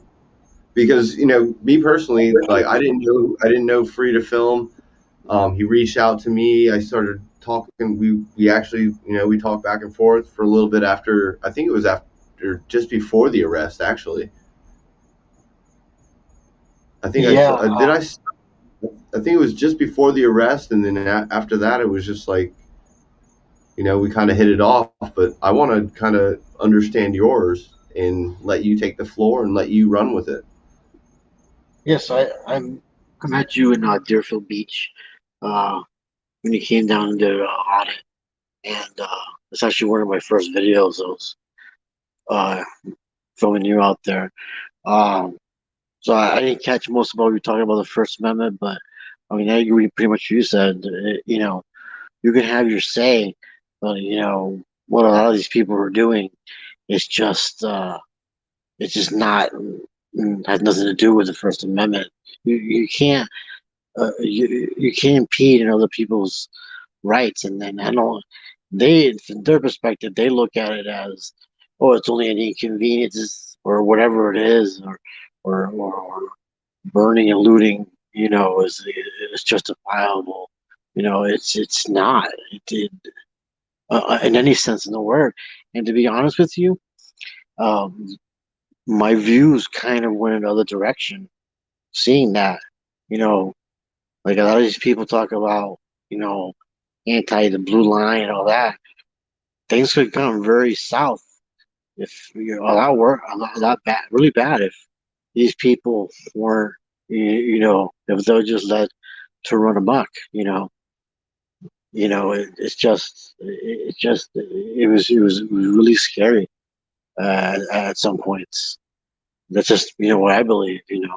I mean, I do believe there needs to be police accountability, but at the same time, you can't do the things that these people were doing.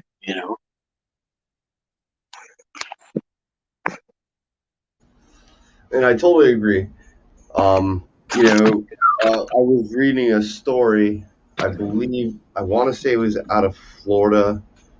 I could be wrong, but there was a politician that was at an event, and he had a Mercedes Benz, and most of these cars have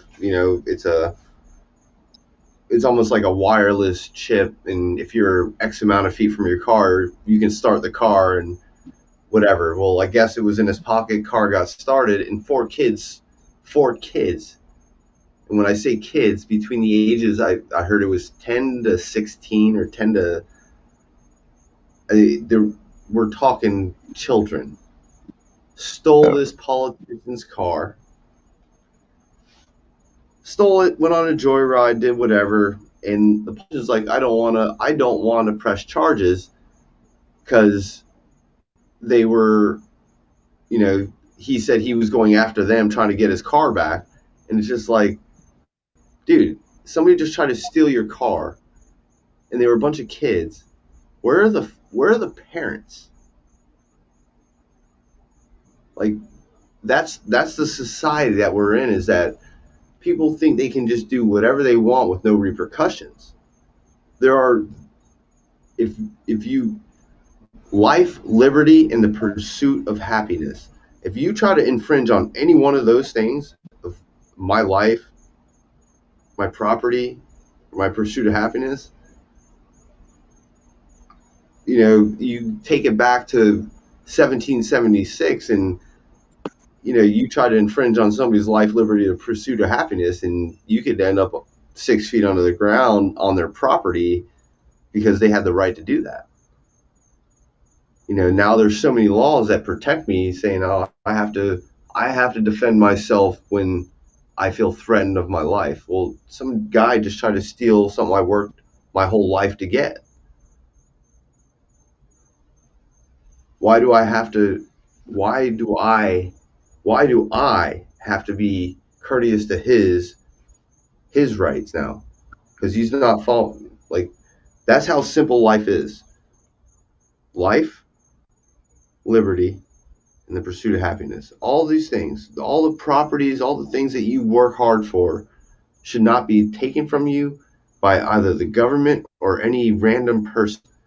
And you should be able to defend yourself in any way, shape, or form. That's why we have a stand your ground law here. Stand your ground law is crucial. You know, somebody wants to try to come and fight me and try to threaten me with violence. I have a way to defend myself. But, you know, then I look like the martyr. I look like the bad person for shooting somebody because they wanted to be that violent person. You know, me as a smart gun owner, I'm not going to shoot them, but where's that line? Where does that line get drawn? And it gets drawn really quick. You know, I'm not getting younger. CB, you're not getting any younger. None of us are getting younger. As a matter of fact. Dude, don't be telling me how old I am. Hey, let me ask you this, man. Do you carry any mace as a primary? No. Maybe you ought to get some mace as a primary. That way you won't be having to rely on just pulling your piece. You know what I'm saying? You can spice them up a little bit and be less lethal. Yeah, non-lethal. Non-lethal is, if you haven't noticed, a lot of auditors are carrying it. Yeah, just something to think about. You know, you see old Furry Potato and those guys that got the blue spice dye and shit. You know, it's just an option. You know, nobody wants to shoot nobody. Trust me, man. Nobody really wants to shoot anybody. And when you have to get to that, you're going to have to live to that for the rest of your life. Trust me, I already know this. But I just wondered, man, think about it, brother. Maybe just get a $10 can of spice, you know, as a primary, you know, if shit starts getting dicey on you. Not with the cops, you know, but just with, you know, I know you got fucked around fishing, you know. For me, it's never happened. I've had some people fucking like, fuck you, whatever. I'm like, okay, whatever. I don't care. You know, like, I'll try to get in a conversation. Hey, come on, I'm not that bad. I'm not that. Come on. I'm pretty nice guy. I'm like, we can be friends. Come on. You know, I go through that part, but like, I've never ever been in a position where I felt really endangered carrying anything. Like, I think people, and once again, I think like the criminal mind, 90 like, if you just go off whatever, majority of the time it's a person that they think is in a defenseless mode and they see an easy target and they go after the easy target. And then if they get met with something else, they're like, oh, stuff. I'm really screwed now. You know? And that's what I would say to anybody. It's like, when I'm out open carrying, people don't like steer away from me, but people have that look in their eye, like, I'm like, hey, how you doing? I'm like, hey, good. You know, and then that, like, I can see that demeanor kind of calm. Some people are just, they're like, oh my God, he's got a gun. Oh my God. And I get it. I understand it. You know, people, I know people have been victims to something with a gun. I feel for it, but you can't live your life in fear of a gun because there's guns everywhere. Every second of almost every day, you're going to run across somebody that has a gun and you may not even know it. So. Hey, that's the truth, man. Everybody's got a freaking gun here. You know, there's a reason that Japan never attacked us, and they actually said there's a gun behind every freaking blade of grass in America. Ain't no way in hell we're coming to them, you know. And they never did. You know, they tried to do some stupid stuff. They actually got a firebomb off here in Brookings. They launched from a submarine. We have a little thingy up here on the mountain. It was like a firebomb, and it burned like half an acre. And that was like the whole damage to the Oregon coast during World War II. But, you know, they wouldn't come onto our soil. And they actually said that, man. There's just too many guns there. I mean, for real. You know, most people have multiple guns. I don't know how many guns most people have. Myself, I have right around 60, but I didn't say that, you know. But, you know, and I got the ammo for it all, you know. But everybody's got multiple guns, man. So, and then, you know, Not in, that's not in what Florida. yeah, you know, it keeps our government in check. They know we have them. You know, a simple Google search will tell you how many guns are in the United States, and it's bazillions. You know, pretty much. 1,200, But 1,200 million.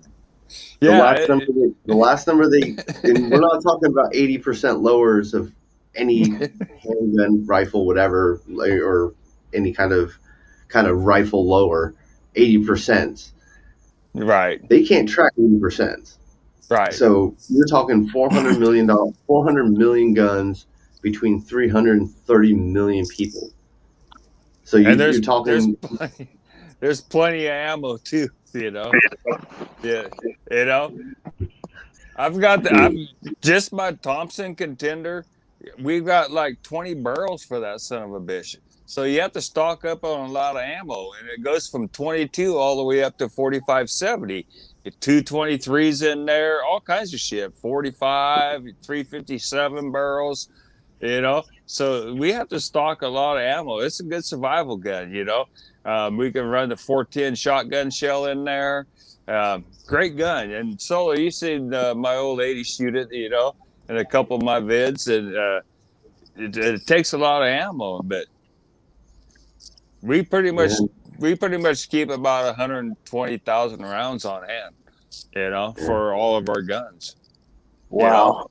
otherwise they're just fucking clubs. Like I said, the Thompson Contender's 20 barrels we have on that. You know, and it, like, you know, I said it ranges from 22 to 45-70 and everything in between. And so, Jesus. you know, you stock all the ammo for that. It's a Yeah. great gun, man. You know, great survival gun for sure. Yeah. You know, it's our go-to. It's in a briefcase, and it's easy to grab and go. And Grab and go. Grab and yeah, go. our to-go bag. You know, it's part of it. But you know, it takes a lot of ammo, though. You know. Ammo. Without it, like you said, it's a club, man. And Yeah, you yeah, might you for might sure. have enough. You might have enough ammo to get to the next spot. You know, and that's what I would say is like when things start getting real, if it ever gets to that point, you know, I think there's going to be places that people are all going to congregate to. Like, I know I'm either going to choose Tennessee or Texas. Um, I'm really thinking Tennessee only because there's a lot more hills. It's going to be harder for if the government has to come. They're going to have to hoof it just as hard, and we're going to have the upper hand because everybody's going to know where to be to look for them. If Right, that makes sense. right. Yeah, You know, yeah, like Texas is pretty flat. You know, it's pretty low. There are some high points, but that's more in the middle. But you know, you you always have to look at terrain. You know, the hardest thing that they dealt with you know, if you look at like history, a lot of it was just cold weather or the marshlands in Vietnam in the cold weather of the World War II. You know, there were so many aspects of all these wars. You start taking into those effects, and you find out what was the hardest part. You know, even Afghanistan, the hardest part is right, there's so many mountains and so many. They couldn't find people because it was such a diverse and there's so much to cover, and they know nothing about. We had surveillance and this that, and we could kind of see where they were all at, but you had to have people on the trenches to get into that spot to try to get people out. And that's that's my perspective on if it ever came to that. That's what I would do. I think I would probably go into the hills. I'd go into something that made it a little bit harder for them to get to me, because So I don't. you was in Afghanistan? I'm not. My parents were military, not me. Okay. Um, High ground is key, and one thing about where I live here, I live on the beach, but this is where the mountains meet the ocean. In 20 minutes, Yeah. in 20 minutes, I can be at 5,000 feet. Yeah. High ground's key. It's And always key. so, yeah, for sure, man. I'm straight up the mountain, 20 minutes, and driving time, and I'm up in the mountains and high ground is where to go. But I thought you were saying that you were in Afghanistan, but No, I look at, you can look at how like certain wars were fought and where they were lost. oh yeah, We won't say lost, but where there was loss of life in extremes. Afghanistan had a huge loss of life at the beginning because they didn't understand what they were walking into. right, Vietnam War, same thing. They walked into ambushes left and right because they were walking into places they didn't have the technology they had today. And even with the technology they had today in Afghanistan, they still had such a huge loss of life, and it's frustrating. It's frustrating to understand that when we fought here, we knew exactly what to do. Every time we go to fight a war somewhere else, we have a loss of life because I'm not saying we didn't do our due diligence. It was just that they didn't have a better understanding before they really got into it, the trenches. And I hate seeing loss of life over just something that could have been overseen before they went in, or I don't know. I'm not a I get what you're saying, Mike. When I went overseas, I did 3 trips actually overseas. But I went to Grenada and I did that invasion. They made a fucking stupid ass movie about it. And then I went on to Beirut. And wow. uh, and so I know what you're saying. The loss of life. We lost life in both of those occupations. But to this day, I really don't know why we went. I don't know why we went to Grenada. I really don't, and I really don't know why I went to Beirut either. But it is what it is. So I heard what you were saying. I just don't remember everything you said, but I just wanted to say I understand what you're saying about combat and war and loss of life. And it is what it is, and if it guarantees our freedom in the end, Uh-oh. I guess it's In probably season. sort of justified, maybe. Um, I'll be honest with you, after Beirut, I really questioned why I did those things, and no one can answer my questions. Yeah. And that's why I jumped out of the Marine Corps. And they just, I served my time, but I wasn't going to re up. It's like, well, why did I do this? Why did you want me to kill all these people? What did they do? What was their crime? And I just didn't get it. It's weird, man. It just Some as a veteran, it just makes you think different, I guess. I really don't know. And I still think about it today. It's been 35 fucking years. And but you wonder, why did I do this? Why did I kill all these fuckers? Really? So, anyways, yeah. not to rant, but I hear what you're saying, Mike. I understand, man. Hey, Killing people. Free to film. You got anything you want to add to it or saying to anything about this? No, I'm good, man. I'm gonna drop down. No, you're good, man. So, all right, man. I'm gonna check All you right, out bro. probably in a few weeks, then. In 2 weeks, Cool, a man. week. Take A care. week. You too, CB. All right. Nice to meet you. Yeah, you have a good one, brother. Yeah. No, there's been wars that there was hidden objectives other than what were there, but I try not to look at that. I try to look at, if you're going somewhere, why the loss of life, and if it's justified, it's justified. Like, there's going to be loss of life in any war. It's not like you're just going to go in and people are not going to get shot and not going to die. When you go to war, that's going to happen. But every war has always been politically driven. And sadly, that's the truth. And yeah, people are going to die. You know, I saw some of my friends, you know, go down, and you know, and I saw other people go down, you know, enemy. But it's just politically driven, and it really make you think if you've been involved. You know, it's like, really, what the fuck did I actually do, man? And why did I do it? You know, I don't know. I'm still proud I served, man. But don't get me wrong. You have to be. No, you did what you were supposed to do at the end of the day, and you were there when they told you were fighting for something. That's that you have to take it at face value. You do, but then you have to think back about the Nuremberg trials as well. You know what I'm saying? Okay. You know, it's like, why am I doing this? You know, give me a fucking legitimate answer. Why am I doing this? You know, and when they can't give you that answer, it's like, I don't know. It'll really make you think. You know, it'll make you think for many years. I'll tell you that. You know, it's something you have to live with for life. But hey, it's all good. You know.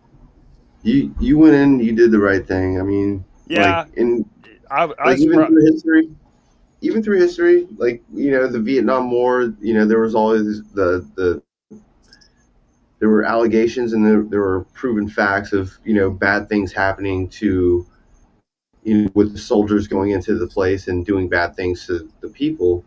And when those people got called out for it and they proved it, those people were punished. Same thing in the Nuremberg, Right, exactly. They said they were just following orders, but when you just follow orders and not see the decency of life, like, if they were innocent people, you have no right to kill somebody. Right. You know what I mean? That's what I would say. I mean, it's pretty hardcore to take a life. I'll tell you that. That's pretty hardcore. I mean, really think about it. When you lay your head down tonight, Mike, and just think about it before you go to sleep, what it actually be like to take another human's life, man. Yeah. It's fucking hardcore, dude. It's fucking hardcore, and you'll never forget it. You know? There's only been one time I actually thought about pulling my gun, and when I was looking through the window of a bunch of teenagers that were willing to run me over in their car, I had to make a split decision. It's like, is this really worth their life and their kids? And like, that's what I had to make a split decision. I'm like, all right, well, I guess I'm going to have to dodge out of this way and get out of the way of the car, because I just couldn't do it. I couldn't see myself. They were making a stupid, irrational decision to try to get out of a situation. Right. And I'm like, it's just not worth it. Yeah, it's not, brother. Anything you can do to avoid that, Yeah. And I know you do that already, I know you well enough after 3 years of being your moderator and shit. I know you well enough, but hey, pick up some fucking spice, man. Carry some spice, You never know. Pull that first, It seems to be pretty effective. Them fuckers run and cry like little babies when they get it. So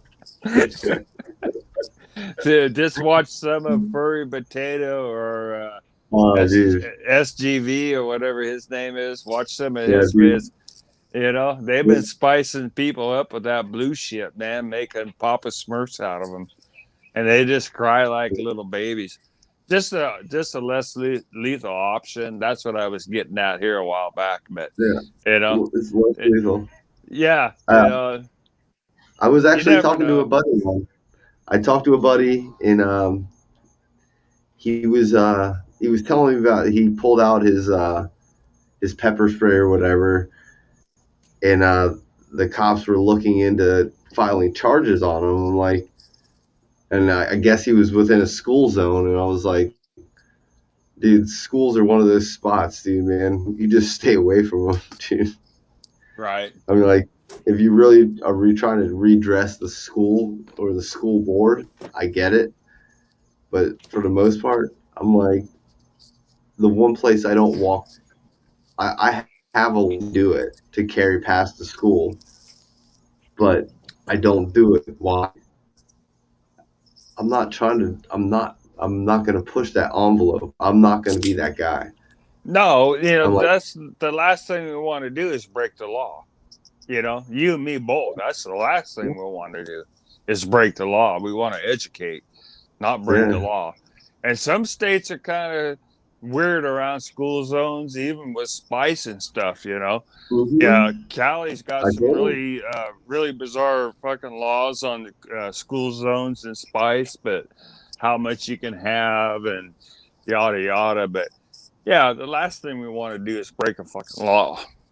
Yeah. I don't want to go to jail, and I'm pretty I sure tell you don't want to go to jail. That's why I stay away from schools as best I can. Oh yeah. If I have to deviate just a couple blocks to get away from a school zone, so be it. But Oh, absolutely, man. if there's no way around it, I'm not going to walk past the school. I'm just going to find another spot. But Yeah. if I can start and then I can walk around the school zone and then come back, okay. Because once again, within 1,000 feet, I mean, like, we're talking 3 football fields. Right. Like, even at 100 yards, how you think these kids can legitimately see what a gun is at 100 yards? I highly doubt it, man. But Yeah, just make sure you stay tuned on your local laws for sure. no, no, that's number one thing. Don't take my word for it. I'm just telling you, Yeah, stay for away sure. from schools. Stay away at least 1,000 feet from a school. I think Jail sucks, man. Federal prison. It might be a fucking golf course resort, but more than likely, federal prison sucks too. I don't want to go to federal prison. 7 years ago, I had to do 40 days in fucking jail, county jail, for crimes against the state. It sucks in jail, man. I don't want to go back. Fuck, dude, I'm 58 years old now, man. Them fucking little mattress thingies, they really suck. They, to sleep on. It's a I, mattress. You got a mattress? I got this thing that was about 2 inches thick, well, and yeah, then that's what I got. That's what they call a mattress. yeah, But I call that a blanket. the point is we all try to obey the law, especially when we're going to do any like 2A or 1A audits, whatever you want to call them, that, it still happens. We know it, we've seen you, arrested for exercising your rights and the case is thrown out in the end. But, fucking jail sucks, man. Just don't break the law. Dude, even as like the worst part about me is I'm a chef, right? Right. So I'm going in there and they're trying to feed us whatever they're trying to feed us. And I'm just like, dude, all this stuff is discolored. It doesn't even look right. And you want me to eat this? I'm like, not happening, dude. No. And the first job I would get is straight up in the friggin' into the kitchen. And then if I saw anything fucked up in the kitchen, I would be making complaints. I would be like writing letters to people and making phone calls. Be like, yeah, we need to get the FDA in here because or friggin' somebody in here to check this place out because what they're serving is not up to par. It's not even close. Hey, let me answer a little hot mess here. She said county is worse than prison. And I haven't been to prison myself, but when I was in county, there was transfers that were waiting to go to prison, and they said they couldn't wait to get to prison because county sucked so bad. And so I guess they're right. I didn't have a bad time. The 40 days I did, I had to do it in two different settings. It was actually 20 days at a time, and I got 2 days off each time. So I only actually had to serve 18 days each time. But it wasn't bad. I was up at minimum security. I got a couple of Deweys. That was my crime. But it wasn't bad. The food sucked. You get a lot of horsecock meat. I think that's what it is. I'm not really sure, but I think that's what it was. But it wasn't bad. But the transfer people that were going up to prison, they're like, "Fuck this county place," because I don't know how much better they get it, but it wasn't too bad. We had TV and whatnot, and a cot and three meals with some horsecock. So that's my experience in county jail. I don't want to go back. Yeah. The Bell Harbor, I think it was like 23 hours or something I was there. And I can't remember. I can sit here and vaguely remember us getting, I think bologna. I think it was bologna, mustard, a juice bag, like a bag of juice. Not like a box of juice, but a bag, like plastic bag. Some cookies that were from probably like 1990. And that was my dinner, I think. Or no, that was maybe lunch but then they came out with dinner, which was spaghetti and meatballs. And each meatball was a different color. Like, if you could imagine, like, you know how, like, if you cook ground beef, it comes out a color. You cook pork, it comes out a color. You cook chicken, it comes out a color.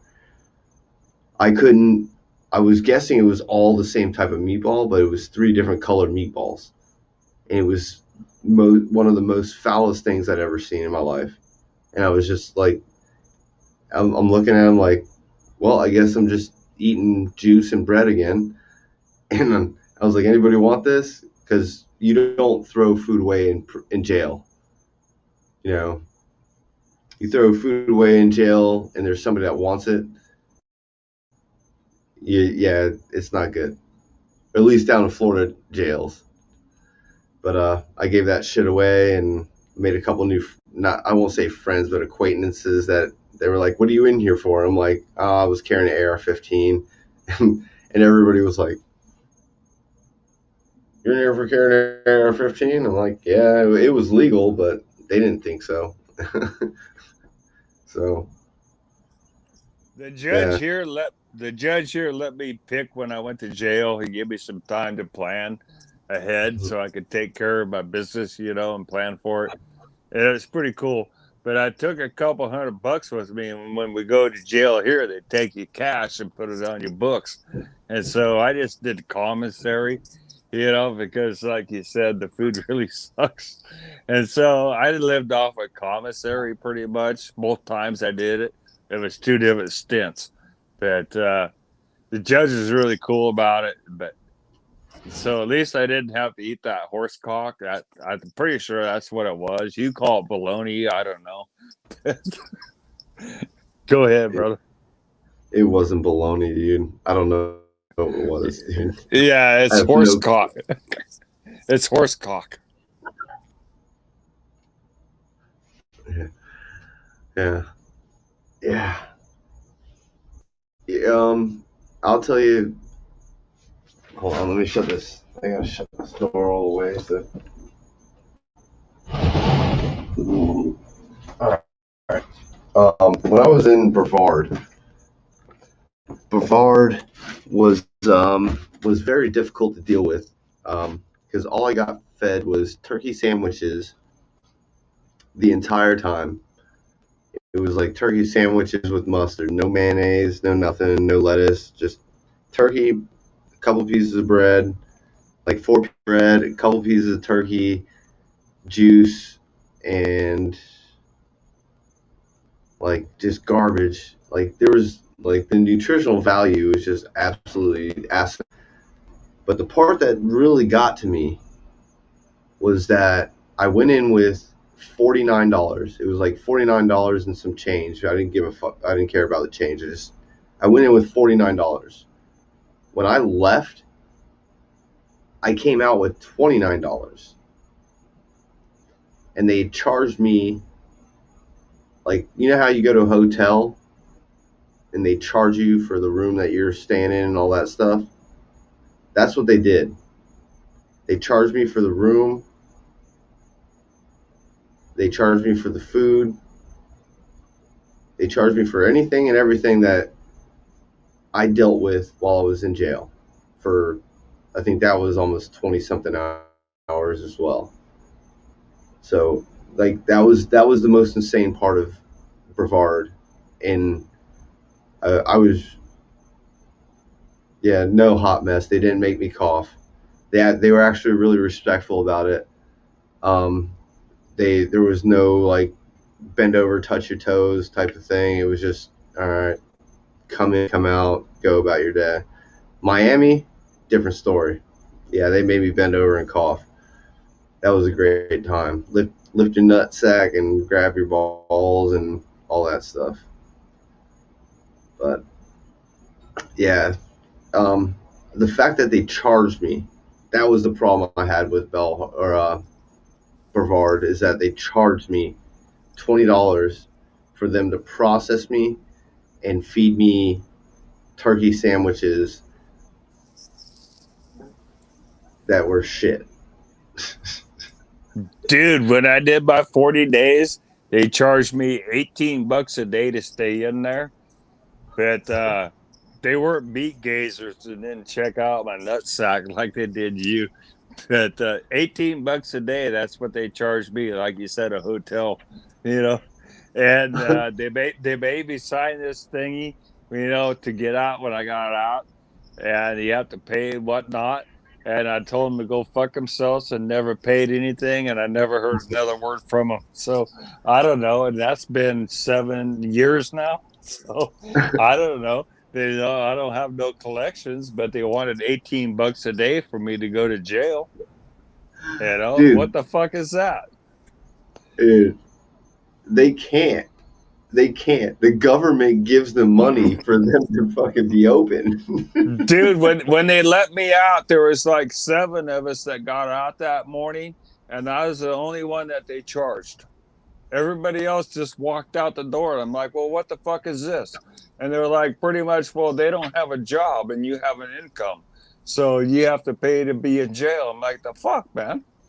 I was like, I didn't even eat your food. I had comms, you know. I bought my own shit, you know. Yeah, crazy shit, brother. $18 a day. But they never did get it. You know, I don't know. They never came after me and I never paid them. So I don't know. I don't know. Like you said they can't do it. They probably can't legally do it. Otherwise, I would probably have a collection, you know. But I've never had a collection agency ask for the money, and the county's never asked for the money, so I don't fucking know. Yeah, they took my money, dude. They legitimately have they just took it flat out of your fucking wallet, pretty much.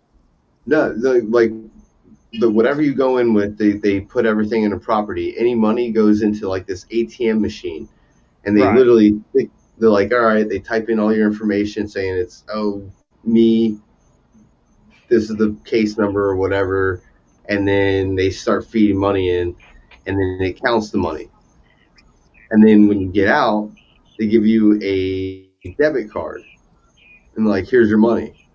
And I looked at him. I was like, it said I had $49. I'm like, but now you're telling me I have 29. I was like, what'd you charge me for? I was like, oh, we charge you for the food and friggin' for the process. I'm like, I'm just looking. I'm looking at this guy like, you know, that's unconstitutional, right? Like,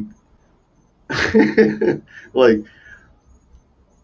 See, when I went in, I had a couple $100 on my books because I knew I needed that for good food, and so they let me spend that on commissary. but they didn't charge me until after I got out. They didn't take that money that I had to start with. And so they Yeah. just gave me this fucking bill, and I told them to go fuck themselves. And evidently, that's what they've done. They went and fucked themselves because I still don't got the bill. So I don't know. But yeah, it's fucking bullshit. Yeah. How much did they charge you now to stay one night? $20. And you got a bologna or turkey sandwich, you said? I got 2 turkey sandwiches, a Dry? cheese 2 dry turkey sandwiches? bro, the bread, like, you know those discount Oh, stores goodness. that sell bread, like the discount bread stores. They're Right? like it was like they took that bread and sent it off to the prison. They're like, this is the last chance for this bread. If it don't go with the jail, you can't use this bread. It was, dude. Hey, all you can do couldn't is laugh, brother. That's all you can do, man. Oh, I'm gonna get my $20 back. I hope you do, man. I hope you do. EyeSpy, no. I had James Madison. He actually picked me up. I walked out and I was like, I didn't know where I was at. I didn't have my phone. All my property was somewhere else. And I just started walking and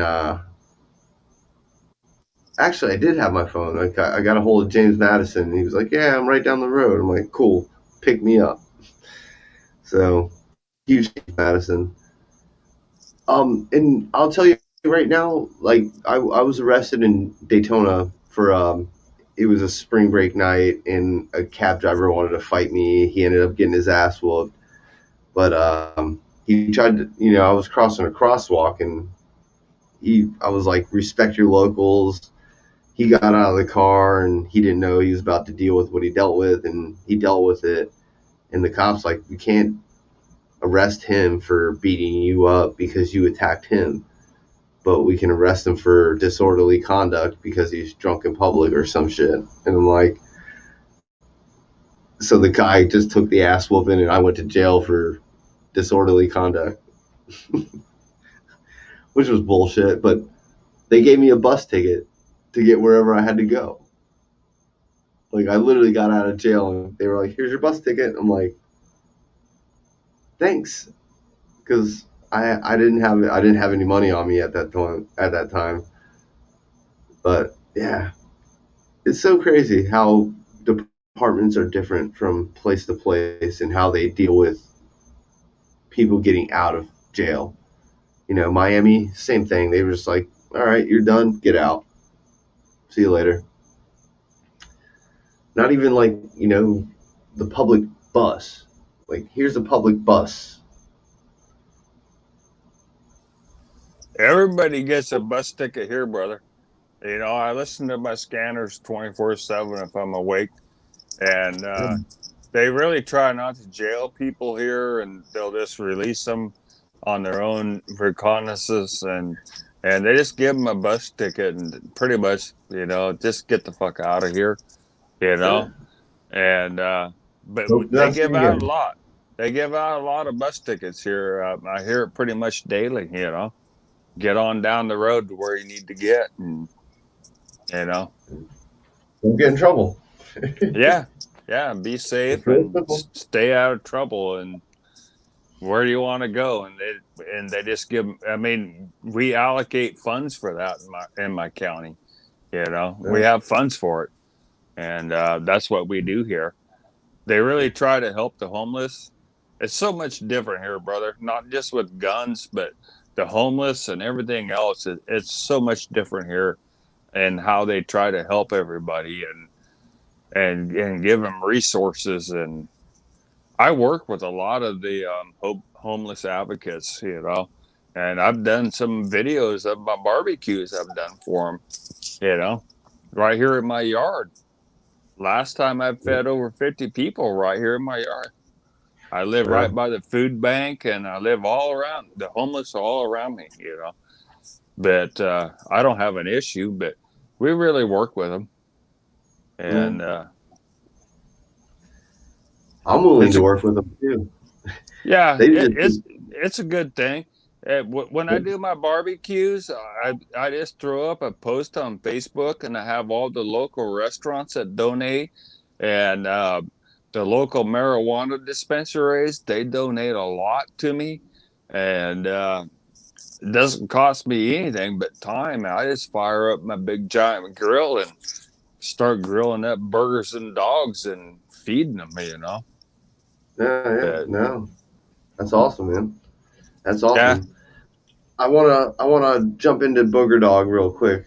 He asked what Florida counties municipalities continue to be the hairiest to deal with on a 2A audit.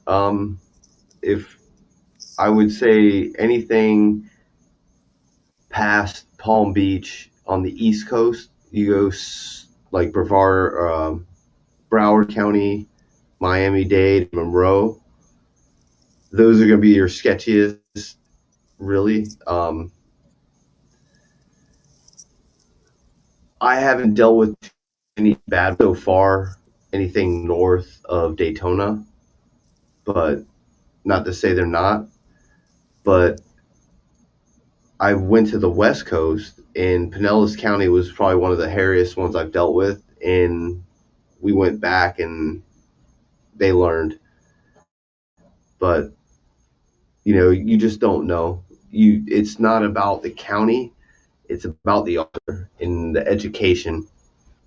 That's what I would say about all of that is it's the education that these officers get prior to going out on the street and not, whether they know the law or not. And, like I've ran across sergeants, lieutenants that had no clue that what I was doing or the law that they were trying to violate was a actual law. And that's what I would say is that you just don't know. You have no clue when it's going to happen. So I don't know what happened to CB, but yeah, and all of them, I've been doing revisits. If you haven't noticed the last couple videos I've done, nothing's really happened. A lot of these places these are some of the same spots I've been to, and I would expect them not to respond. But we're about to go into uncharted waters here in the next few weeks. Uh,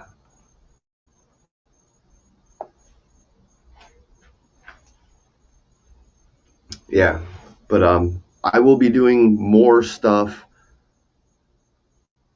in uncharted areas, if you will, like places I've never been, and that's what I'm about to start doing.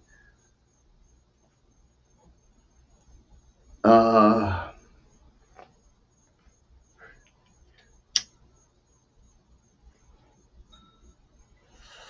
all right, we've got Captain 5214. Do my audits cause friction at your job? No. And the main reason why is because I don't talk about it at my job. I really do not try to talk about what I do. There was about two people that recognized me from my YouTube videos at my job, and I told them I was like, I don't care what you do, but I don't really talk about my YouTube here. And I was like, if you want, more than welcome, but if you can, don't talk about it. And they've respected that to pretty much, and I really do appreciate it because I don't want that friction. But it shouldn't cause friction because it doesn't really affect my job unless I get arrested on the day I have to work. If I get arrested on the day I have to work, then there's a problem. So, but yeah, that one's a real tough one because I've had other jobs that found out about me, and then guess what? It was all of a sudden a problem, and it was never a problem before they found out. It was only a problem after they found out. So Yeah, I can't wait either, Dennis. Don't worry, man. I'll be coming up to Sanford area here very soon. And like I said, give me a call tomorrow. I've got all your shirts done. I just got to send them out. So,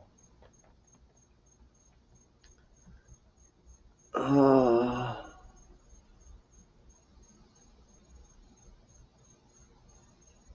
let me see here.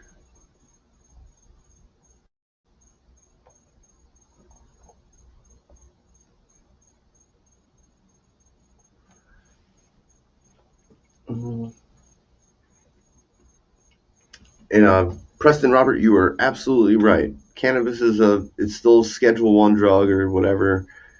Um,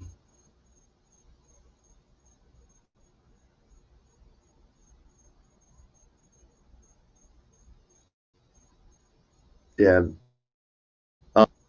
you can have the marijuana license, but you will not be able to purchase any more firearms until you get rid of that license, or at least here in Florida. But it's a really finicky law. I know that Nikki Fried or Nikki Freed or whatever you want to call her, she has a cannabis license and she has a concealed weapons license. So I don't know how she's getting away with it and millions of others aren't, but that is what it is. Um, Me personally, I would tell you, if you enjoy your firearms, don't get a medical marijuana license just because if they want to come after people that they think have firearms and a card, you're going to probably be the first ones they do it to. But I'm not telling you what to do. I'm just saying you always have to be careful. Yeah, yeah, yeah. It doesn't matter.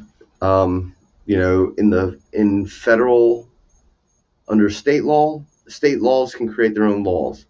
They can not create their own laws, but they can create certain things that go against federal law until the federal government gets involved.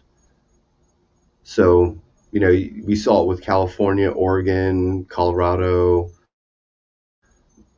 Michigan. I mean, there's so many states now that are going against federal law, but the federal government doesn't care because they're seeing all the money that's generated from it, all the tax money. So they're like, whatever. We don't care about marijuana. That's why you're seeing it pop up everywhere. Florida just became a medical marijuana, and I hear they're trying to come up with new legislation for recreational. And even with recreational, you still cannot possess marijuana while carrying a firearm. So even if it's legal in Florida, you can't do it. So that's what I would tell anybody. Marijuana, you know, even if you want to smoke it and do all that good stuff. So I got my speakers turned down. But you're talking about medical marijuana and the federal government. I'll tell you how that worked in Oregon. We were like the second state that went medical after California.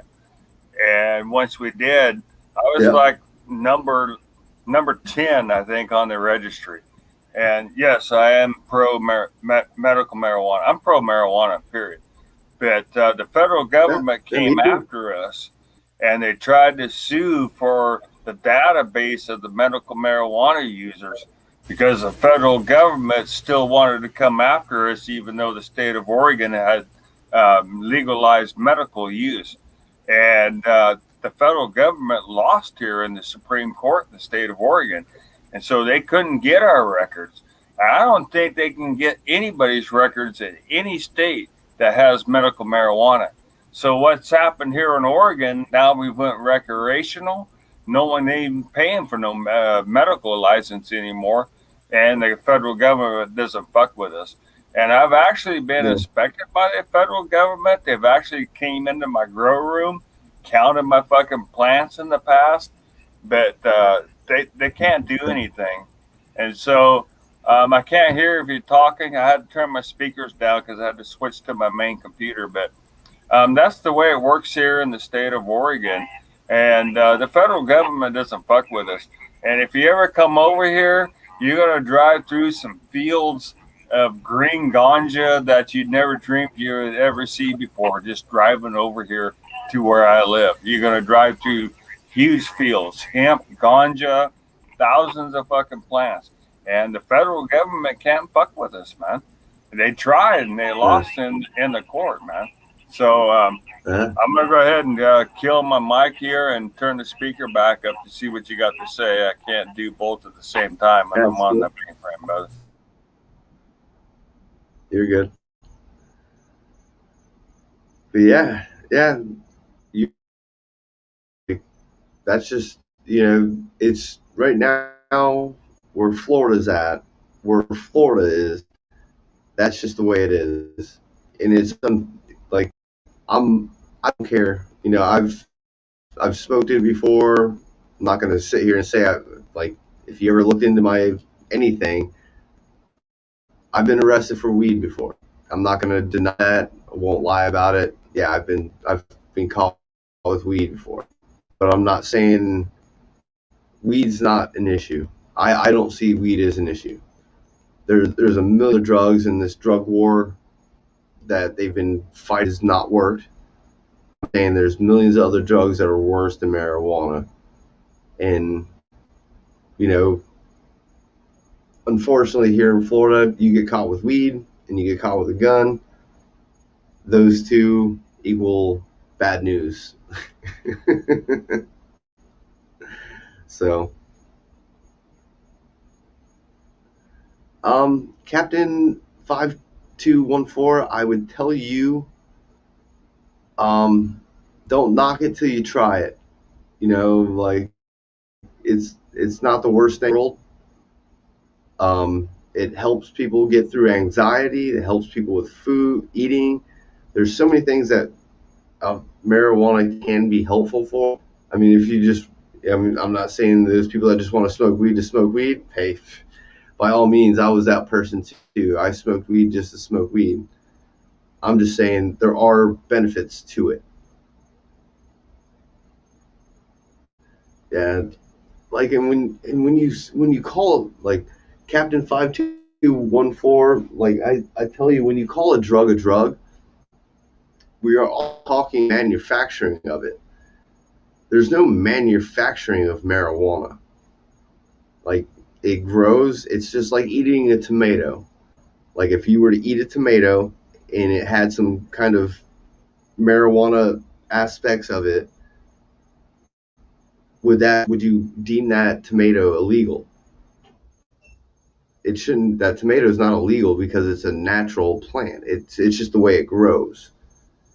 If you look at heroin, you look at methamphetamines, you look at cocaine in general, like cocaine, crack, or whatever, they're all manufactured in a way that is not natural to its natural form. They used to use cocaine, like the plant itself, as actually like a for toothaches and stuff. You chewed on the leaf itself, and the properties of it was like a Novocaine type of sensation where it helped deal with tooth pain. But then they were like, oh, we can extract the properties of this and condense it and then make it a powder substance. And then that's when that chemical process changes. I'm not saying, people want to do cocaine, have fun. Is it going to ruin your life? Very much. It could possibly. Is it 100%? No. Is it 50%? Maybe.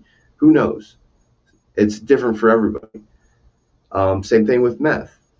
Is it going to ruin your life? More than likely. But, some people start it and stop it. Some people continue to do it and it ends up killing them. I can sit here and say no really overdose from smoking marijuana or eating marijuana or, at any point of that. And that would be no different than you eating that tomato and eating 500 pounds of it. And you're going to either get full or you're going to fall asleep because you're just completely exhausted from eating so much or consuming so much marijuana. You're going to wake up and you'll be like, damn, I'm never going to do that again. But some people do too much cocaine or do too much marijuana or heroin, and they don't wake up. There's a chemical process that makes that drug that much more intense. And you know, I'm not going to be the one to judge anybody for what they want to do. You know, I'm going to sit here and say, yes, I've smoked a lot of pot, but it's never affected me to where I didn't get up to go to work. It didn't affect me to the point where some of these drugs, they can't function without the drug. Hey, stop it.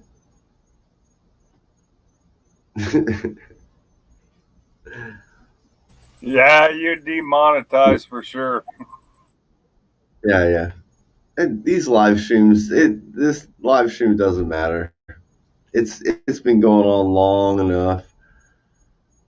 But Yeah, it's all good, brother. I always It's all good. Live your life. You know, if you want to do things that could possibly ruin your life forever, ruin it. You know, I don't think marijuana is going to ruin your life at the end of the day. Has it? Maybe, possibly. But for most marijuana smokers, it doesn't. If they can't afford the munchies, they're not going to go out and steal for the munchies. You know what I mean? The guy that's looking for this. I started smoking the ganja when I was 13, and I managed to retire at the age of 45, brother. So I don't think it really affected my life in a negative way.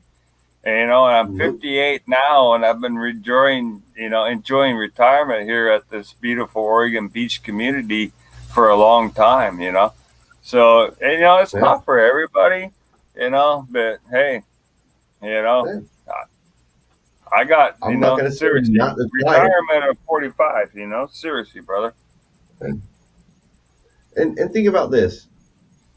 What is going to be the worst thing that happens from you trying it one time? And I'm not saying do it one time. I'm just saying with marijuana, what could be the worst thing that happens? That you go to the friggin' you go to Dunkin' Donuts and you clean them out of friggin' donuts? Like I really don't see the worst case scenario. Let me tell you about when me and my old lady got together. We've been together about 7 years now. And when I first met her, I let her know that I was a huge marijuana advocate, and I ran a marijuana group here in this little town, 600 members. And so we had a good membership. And so when we met, we actually met online, plenty of fish, honest to God. And so I'm like, hey, I'm pro marijuana, and I've been fighting for this since I was 13, and this is what I do. And so she came into my apartment, and I had 7 kilos of hash and 80 pounds of bud when she came in. And so I showed her, and I was just being honest, like, this is what I do. And so yada yada. So anyways, I talked her into smoking a couple of bong hits. And let me tell you, man, that went south, dude. And it went south real fucking fast. So it affects people differently. And I really feared filling this charges, because I had so much product at that time. I wasn't even legal under the medical fucking laws. And it really went south, and she's never smoked again. But some people, man, it'll wig them out. And it took all I could. She was trying to dial 911 and shit. And it's like, holy fuck, man. I'm like, I'm going to jail for a long time, And all I did was give her a little bit of good fucking killer Oregon bud, But so, it affects people differently, man. It can go south. It can. And and it's all about moderation. I know that Captain 521 said she wanted to eat some. I would definitely highly recommend not for her if she's going to eat it. It's going to give her small pieces. Break it up into like quarters or eighths. Like if it's like one whole, like if you get like a little candy bar and it's like this big, cut it into 8 pieces and give her one little piece. Let her eat it. It happens in an hour. And then give her another piece after that hour, and then see what happens in a couple hours. Because when you start ingesting marijuana, it depending on the concentration, can be a very high concentration of something that comes at you really quick. And the way things are made nowadays compared to if you go back 20 years, 15 years, like for me, it was, you took a bunch of weed, you ground it up, and then you threw it in a batch of brownie mix, and you baked brownies. Nowadays, they get like the purest parts of that, and they mix it in, and I'll tell you, it's not the same. It's 2 different worlds. So take it slow, and like, don't go roll yourself the biggest joint and be like, I'm going to smoke this one whole thing and think she's going to be all right, because more than likely she's going to be really, really toasty. But Mike, eating it's a total different animal for sure. And you said like wait an hour, for sure, wait an hour. And for a beginner, I wouldn't recommend more than like 20 milligrams in a chunk of chocolate for a beginner, and wait a freaking hour. It's kind of like eating mushrooms. Wait that freaking hour to see what happens before you get a little bit more. It's the same with weed. Just being honest, brother.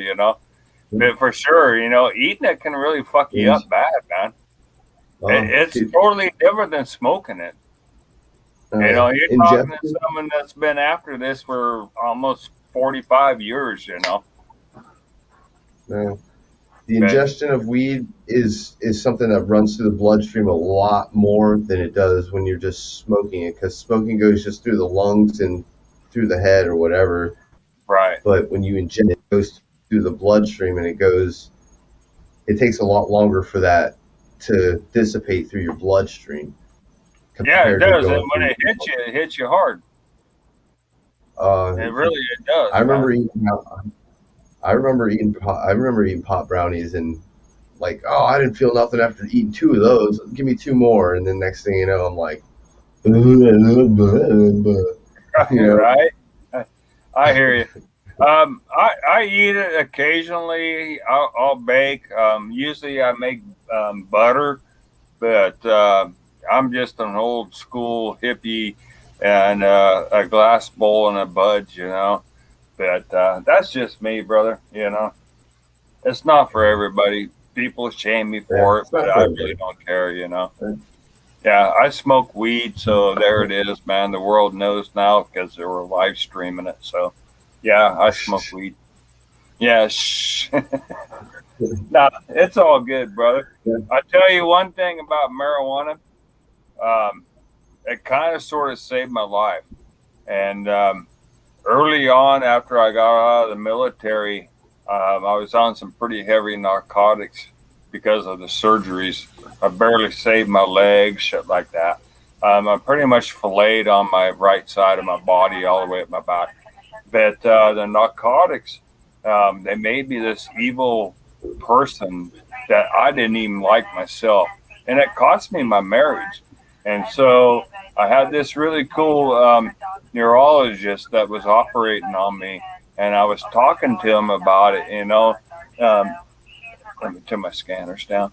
But I was talking to him, about the pain pills, and I couldn't stand myself anymore. And he's like, well, dude, man, do you smoke marijuana? It's like, well, yeah, I get this Mexican swag shit. He's like, no, the real stuff, And so he talked to me about it, and he, seriously, honest to God, he's like, check it all out. Yeah, Dennis, you need to hang out with me, brother. And so he turned me on to marijuana. He's like, and he told me about strains and stuff like this, and how to target. And I haven't had a pain pill for fucking 25 years, brother. 25 fucking years. But those fucking pills cost me a marriage at first, man.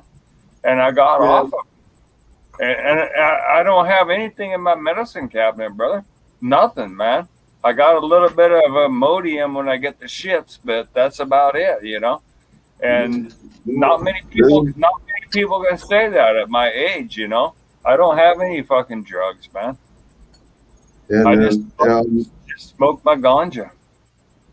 And they've done research, and one of the biggest things is these pharmaceuticals really don't want medical marijuana because it does help alleviate some of the pains. And I mean, we're not talking like, you know, somebody has severe back pains or whatever, and they're broken and they need that. There's some people that need it, but for the general, a lot of pains and a lot of things that people go through, anxiety, it can all be dealt with because, you know, at the beginning it was just like you said, a Mexican strain of weed, or you had something that was really, really good. But now they've dialed it into a point where it's like, all right, you've got sativas, you've got hybrids, you've got indicas, you've got all these things that will help different, you know, if you're looking for, you know, you have depression, you've got certain things that will help you that you don't need Xanax for, where Xanax is going to just erase your mind. You know what I mean? So like, there's just so many things that marijuana can help with, and people, they're now noticing it. You know, I think they knew it back in the day. They just didn't want it to happen. Well, there's no money in a cure, dude. No, that's for damn sure. You know, it's the same as cancer. There's no money in a cure.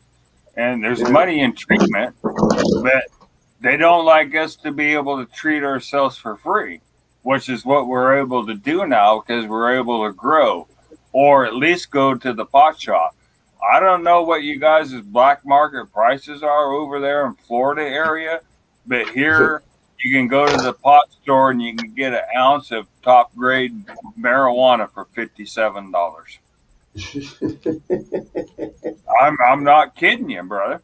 And so, and you know, we're allowed to grow. I can grow my 4 plants, and so I can grow 4 outdoors, which will get me, you know, maybe 15 pounds of bud out of the 4 plants. And I can barely smoke an ounce a week. I'm just being honest with you. That's about what my intake is about an ounce a week.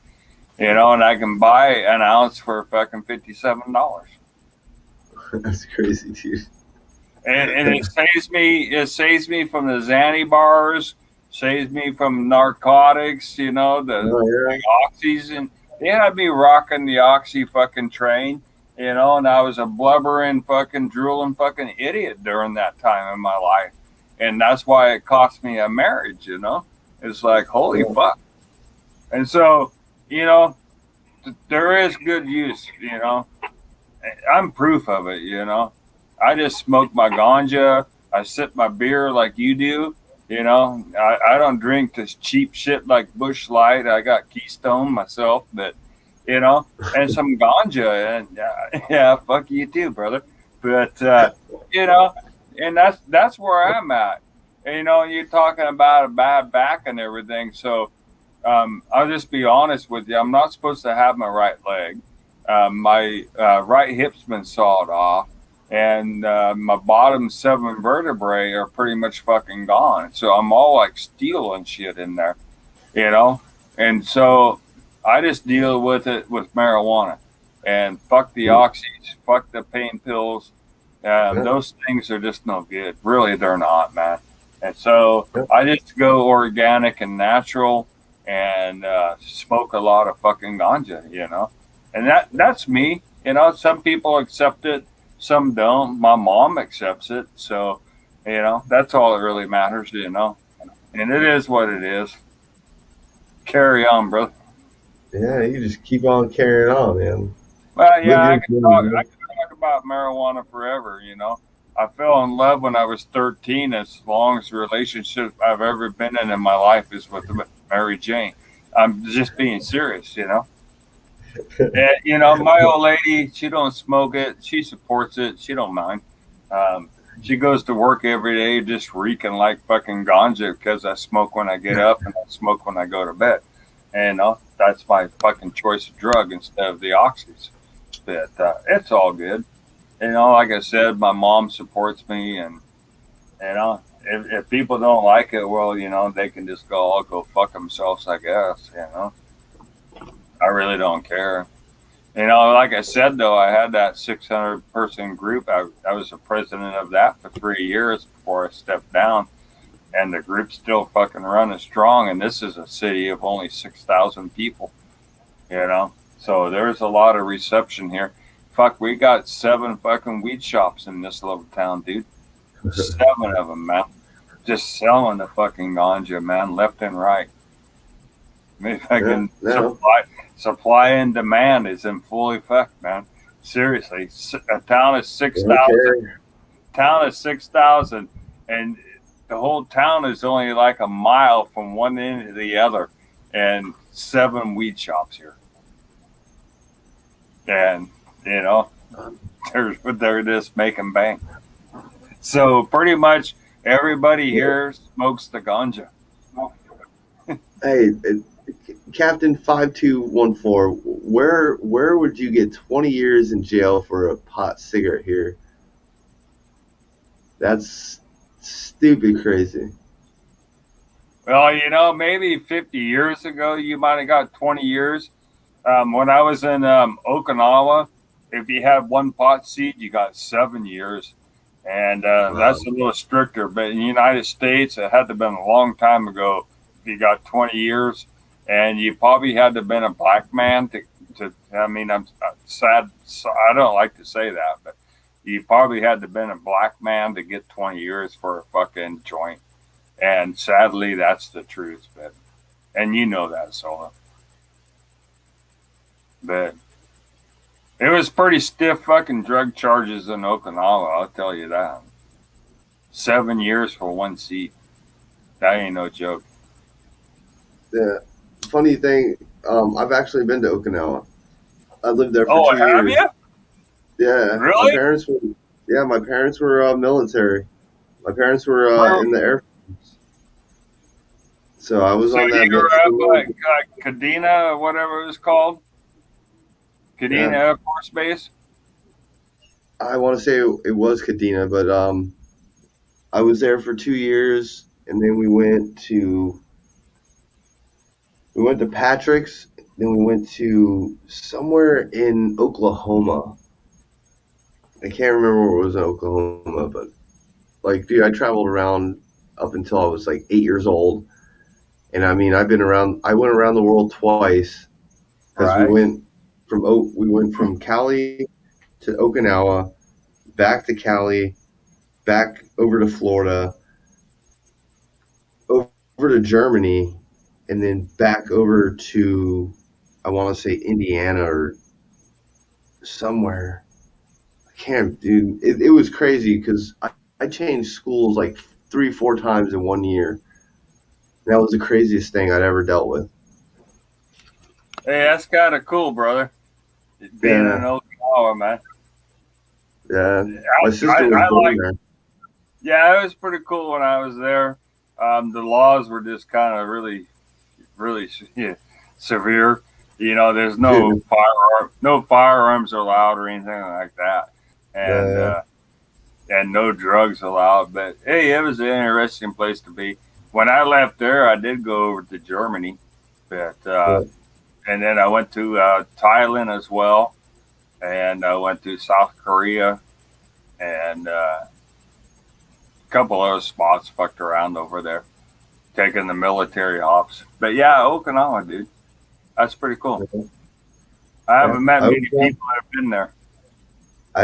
I got to visit the Disney in Tokyo. I think it was Tokyo, or I want to say it was Tokyo. There's a Disney over in Japan. I know that. That's mainland. the mainland. I want to say it's Tokyo. Yeah. Yeah. I got pictures of it. Dude, I've got pictures of me being held with Japanese women. And my mom would tell me stories like these Japanese women they just adored you. And I was like, was I a cute baby or something? And like, That's pretty cool, though, that you've been there, brother. yeah, I don't meet many people that have been to Okinawa. That's pretty cool. Yeah. Did you learn any of the language? No. I was still in a military school. It was a military school. Huh. Interesting, brother. Yeah. It was cool, man. Life, these are things that you don't, for anybody that's watching, get out there and enjoy what the world has to offer. Like, the funny thing is, most people won't know this about me, but I've been to Costa Rica, Nicaragua, Panama, Jamaica, about 13 different states, Okinawa, Germany. I've been to Japan, Germany. And that's roughly about it. And that's in 42 years of my life. That's where I've traveled. And then if you just look inside the state of Florida, there's probably not too many places I haven't been. Like, most of the stuff I haven't been to is in the central part, but I've traveled. Traveling is one of those things, and inside of traveling is seeing nature. Like, I don't want to see Miami Beach for Miami Beach. I don't want to see all the high rises. I want to see old school Miami Beach. I want to see the historic parts of it where it was nothing, and then they built all the chaos. I like seeing natural beauty of a city or wherever I'm going, and that's just who I am. I love seeing that. You know what sold me on the military is when they said free travel and we'll give you food and everything. I'm like, hey, I'm right here. Where can I go? And I signed up for everything away from the United States that I could. Yeah, take the advantage, man. I got to see it for free. And I'm being honest. That's why I joined. They're like free travel. I'm like, really? And I was 18 and I was ready. I was like, just get the fuck out of the United States. I want to go see what's out in the world. And later, EyeSpy. Sorry, later, EyeSpy. Have a good night, man. He's staying out of here. Keep going though. That's pretty much all I had. That's why I joined, to go travel. And I've seen some of these places you've seen. Korea, South Korea, anyways. And Thailand and Germany. And I got to see Grenada, Beirut, not by choice, but and stuff in between. Actually, when I went to Germany, I got to see Pink Floyd, and they were doing the wall tour over there. My sister was in the Air Force, and I met her, and we were in. Let me see if I can remember the name of that town, Diesendorf or some bullshit like that. Yeah, and we take the military hops is how I got around. We only had to pay $10. That's I could go to Thailand for $10, Korea $10. Went to Germany for $10. Got to see Pink Floyd. Fucking rocked it. My sister, she was in the Air Force, and fucking traveled. Get out and see the fucking world, man. There's a lot to see out there. A lot of interesting stuff. Germany was really fucking interesting. I don't know how much you remember about it when you went there, but it's pretty interesting place to be, History. Dude, there's so much history. Like, even just walking through the streets of it, you see things that you just don't see. Like the only thing I can compare to seeing some of the things I've seen is like going through, like, if you're from Florida, is like going through Jacksonville, or not Jacksonville, St. Augustine, like seeing like historic thing. Like, a lot of the stuff there hasn't changed the way it was.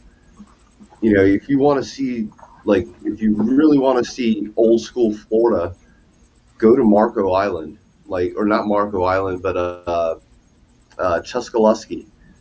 Like, you'll see things that are just like, how do people survive out here? Like, it's crazy. and that's what I love, is seeing the way things were before all the high rises. And it's just it's like, when you start seeing different parts of the world and how the world really is, you really start to appreciate what you have here. And that's what I would tell anybody, is like, I saw things in Costa Rica where I'm like, how do these people survive? Like, things are built, 2x4s and metal sheets. That's it. Like, I'm like, that's all you have? I'm like, all right, if it works, it works. And I saw that in Nicaragua. I saw that in Panama. I saw it in Jamaica. I've seen it even in America. And I'm like, if it works, it works. But it's just like, it's so weird to see it not so prevalent here and so relevant everywhere. So it's just weird. It is weird, brother. And I went to Spain too, and that was really interesting. Just the culture, and then I did get to go to United Kingdom and spend some time there. And I actually had a friend that was living there that's from Oregon, and so I got the hookup over there, and we did like the castle tour. And let me tell you, it's pretty amazing, man. The castles that are still there in the United Kingdom from back in the 1800s, they're man. That's a great place. Spain was a great place too to check out, man. Just different cultures, man. Yeah. History. I mean, before America was America, this is where everybody was. Before they decided to leave, people migrated, and so it was like, hey, I need to get away from all this. And then we started a whole new trend, and that's when America became America. Right. But if you look at, like you said, when you see all the history, and that's what I would like to see, is going to the UK, going to Britain, to even Spain, just for the culture of the food and just the culture. There's so much that you can learn about if you think about the English language, or any language in general. A lot of it comes from Spain. It comes from England. It comes from, everything is a derivative of these countries as it came to America. That's where a lot of our language comes from. And it's like, it's good to know your history. People, they don't teach history anymore. Like, why? We don't want to remember what was going on and how and whys. And the history of America is very prevalent right now, because we're losing America. If people don't realize we're losing America right now, then you have to be blind to it. There's so much chaos and so much division between the normal man, between not me and you, but just me and you. We could have so many different ideas, but do we have to fight about it? No. Let's talk about it. And that's the problem that we have with America, is that nobody wants to talk. It's either it's my way, or you're a racist, a bigot, and a homophobe, or whatever. They want to criticize you for having to express your rights how you feel that you should express them.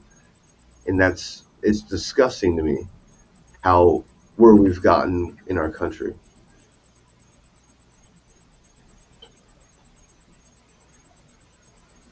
I hear you there, brother. It is disgusting, man. For real. Yeah, it hurts, but that's why I do what I do. I'm like, through all the comments and through all, like, I remember when I first started, and I was like, geez, why are these people? I'm not doing anything. Just like, and then 3 years later, I'm like, and they're still doing it. I'm like, I don't even care. I don't even respond to it anymore. I'm like, oh, I give them a heart. Every time I see some stupid comment, I'm like, oh, yep, I like your comment. It's awesome. because you're the problem with America right now. I'm not the problem. You're the same person that wants to friggin' say we don't need any police, but you're the same person that wants to take away the guns and to let the government with the police. I'm like, well, if you take away the police, who's got the guns? The criminals. I gotcha. You're a moron. Your logic makes absolutely zero sense, and that's what I've come down to in the last 3 years is that they can say whatever they want, but if they're not out there doing something to make a change, and I feel I've made changes, small ones maybe, but they're changes. So that's all I can do is little by little. I'm only one person. Someone's got to stand up, man. You know? Yeah. So it might as well be you. You know? You ever need bail? You ever need bail, man? You just give me a call. I know you got my phone number, brother. Yeah, I know. You know? Yeah. It's sad that it's bad your way like this. You know, someone's got to stand up and do what's right and show them. You know, educate them. It's about education, isn't it? Isn't that That's what all, all that's this all is this about? is. Yeah, about education, man. And so From day one, I know there's a dude where I live. I can definitely say I can cover 3 different counties, and they 90% will not show up. I can go to Port St. Lucie, Fort Pierce, mostly all of Palm Beach. They won't show up, and if they do, they just drive around in circles just to see where I'm walking. They won't approach me. Vero Beach, which is in Indian River County, they don't approach me anymore. Like, people don't, like, I've gotten to the point where, at least in 3 counties, they will not fuck with me. And that's, for me, that's education. right. You know, that's getting through, and as I keep going and expanding my reach, you know, I'll have a bad interaction, and then guess what? I'll bring 30 people with me the next time and see if they want to do it again and see if they really learned, you know? And We had a couple of Black Lives Matter rallies here, and my group staged up at the police station. And so we were just like a half a block away where we could just keep an eye out and video. But we were at the police station, and the cops came in and out and didn't even bat a fucking eye at us. We were just there to documentate, you know, to see if any shit went down. But the cops didn't ever fucking say anything. They just kind of like waved at us, and they came and went out of the police station. It's so much different here, brother. You know, I've sat down there for a couple other different times and staged at the police station. And I've done Overwatch on the ballot box there to make sure that no one tries to fuck with the ballot box, you know, on election day. I took videos. The cops come, you know, and they ring the bell at 8 p.m. when the ballots are due and bullshit like that. I film it and just Overwatch. I carry when I do it, but they don't ever even say anything to me. So it's so much different here, brother. it's so For bad, real. man. For real, man. I can't make this shit up, dude. Yeah. All right. This is what's gonna happen, everybody. I mean, there's not many of y'all in here. Most of y'all are probably left. But I'm gonna smoke this smoke, and then I'm going to friggin' bed. It's almost 4 o'clock in the morning. And I just realized that. Yeah, it's late there, brother. Yeah. Yeah. Yeah, I love you too, Dennis. Dude, like I said, call me tomorrow, man. I know it's late, so, but I love you, man. I love you, Dennis. I'm glad Emma's all good, and I hope everything works out. And just tell her to relax and get well. So yeah, Hey, I'm out of here too, brother. It's almost 1 a.m., man. So, yeah. deuces, man. Deuces, bro. I'll see you later, man. All right, man. We'll talk soon. You have a good night, all right, brother? You do the same, sir. Thank you. Yep. Peace, brother. Later. All right.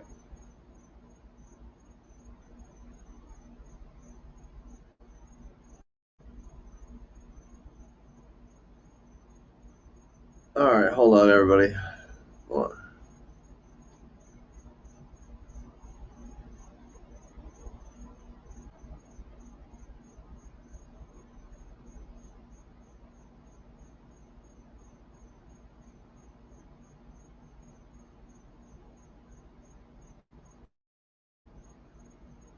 Yeah.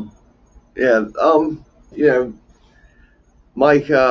I know you may have a different perspective on marijuana. That's okay. Marijuana.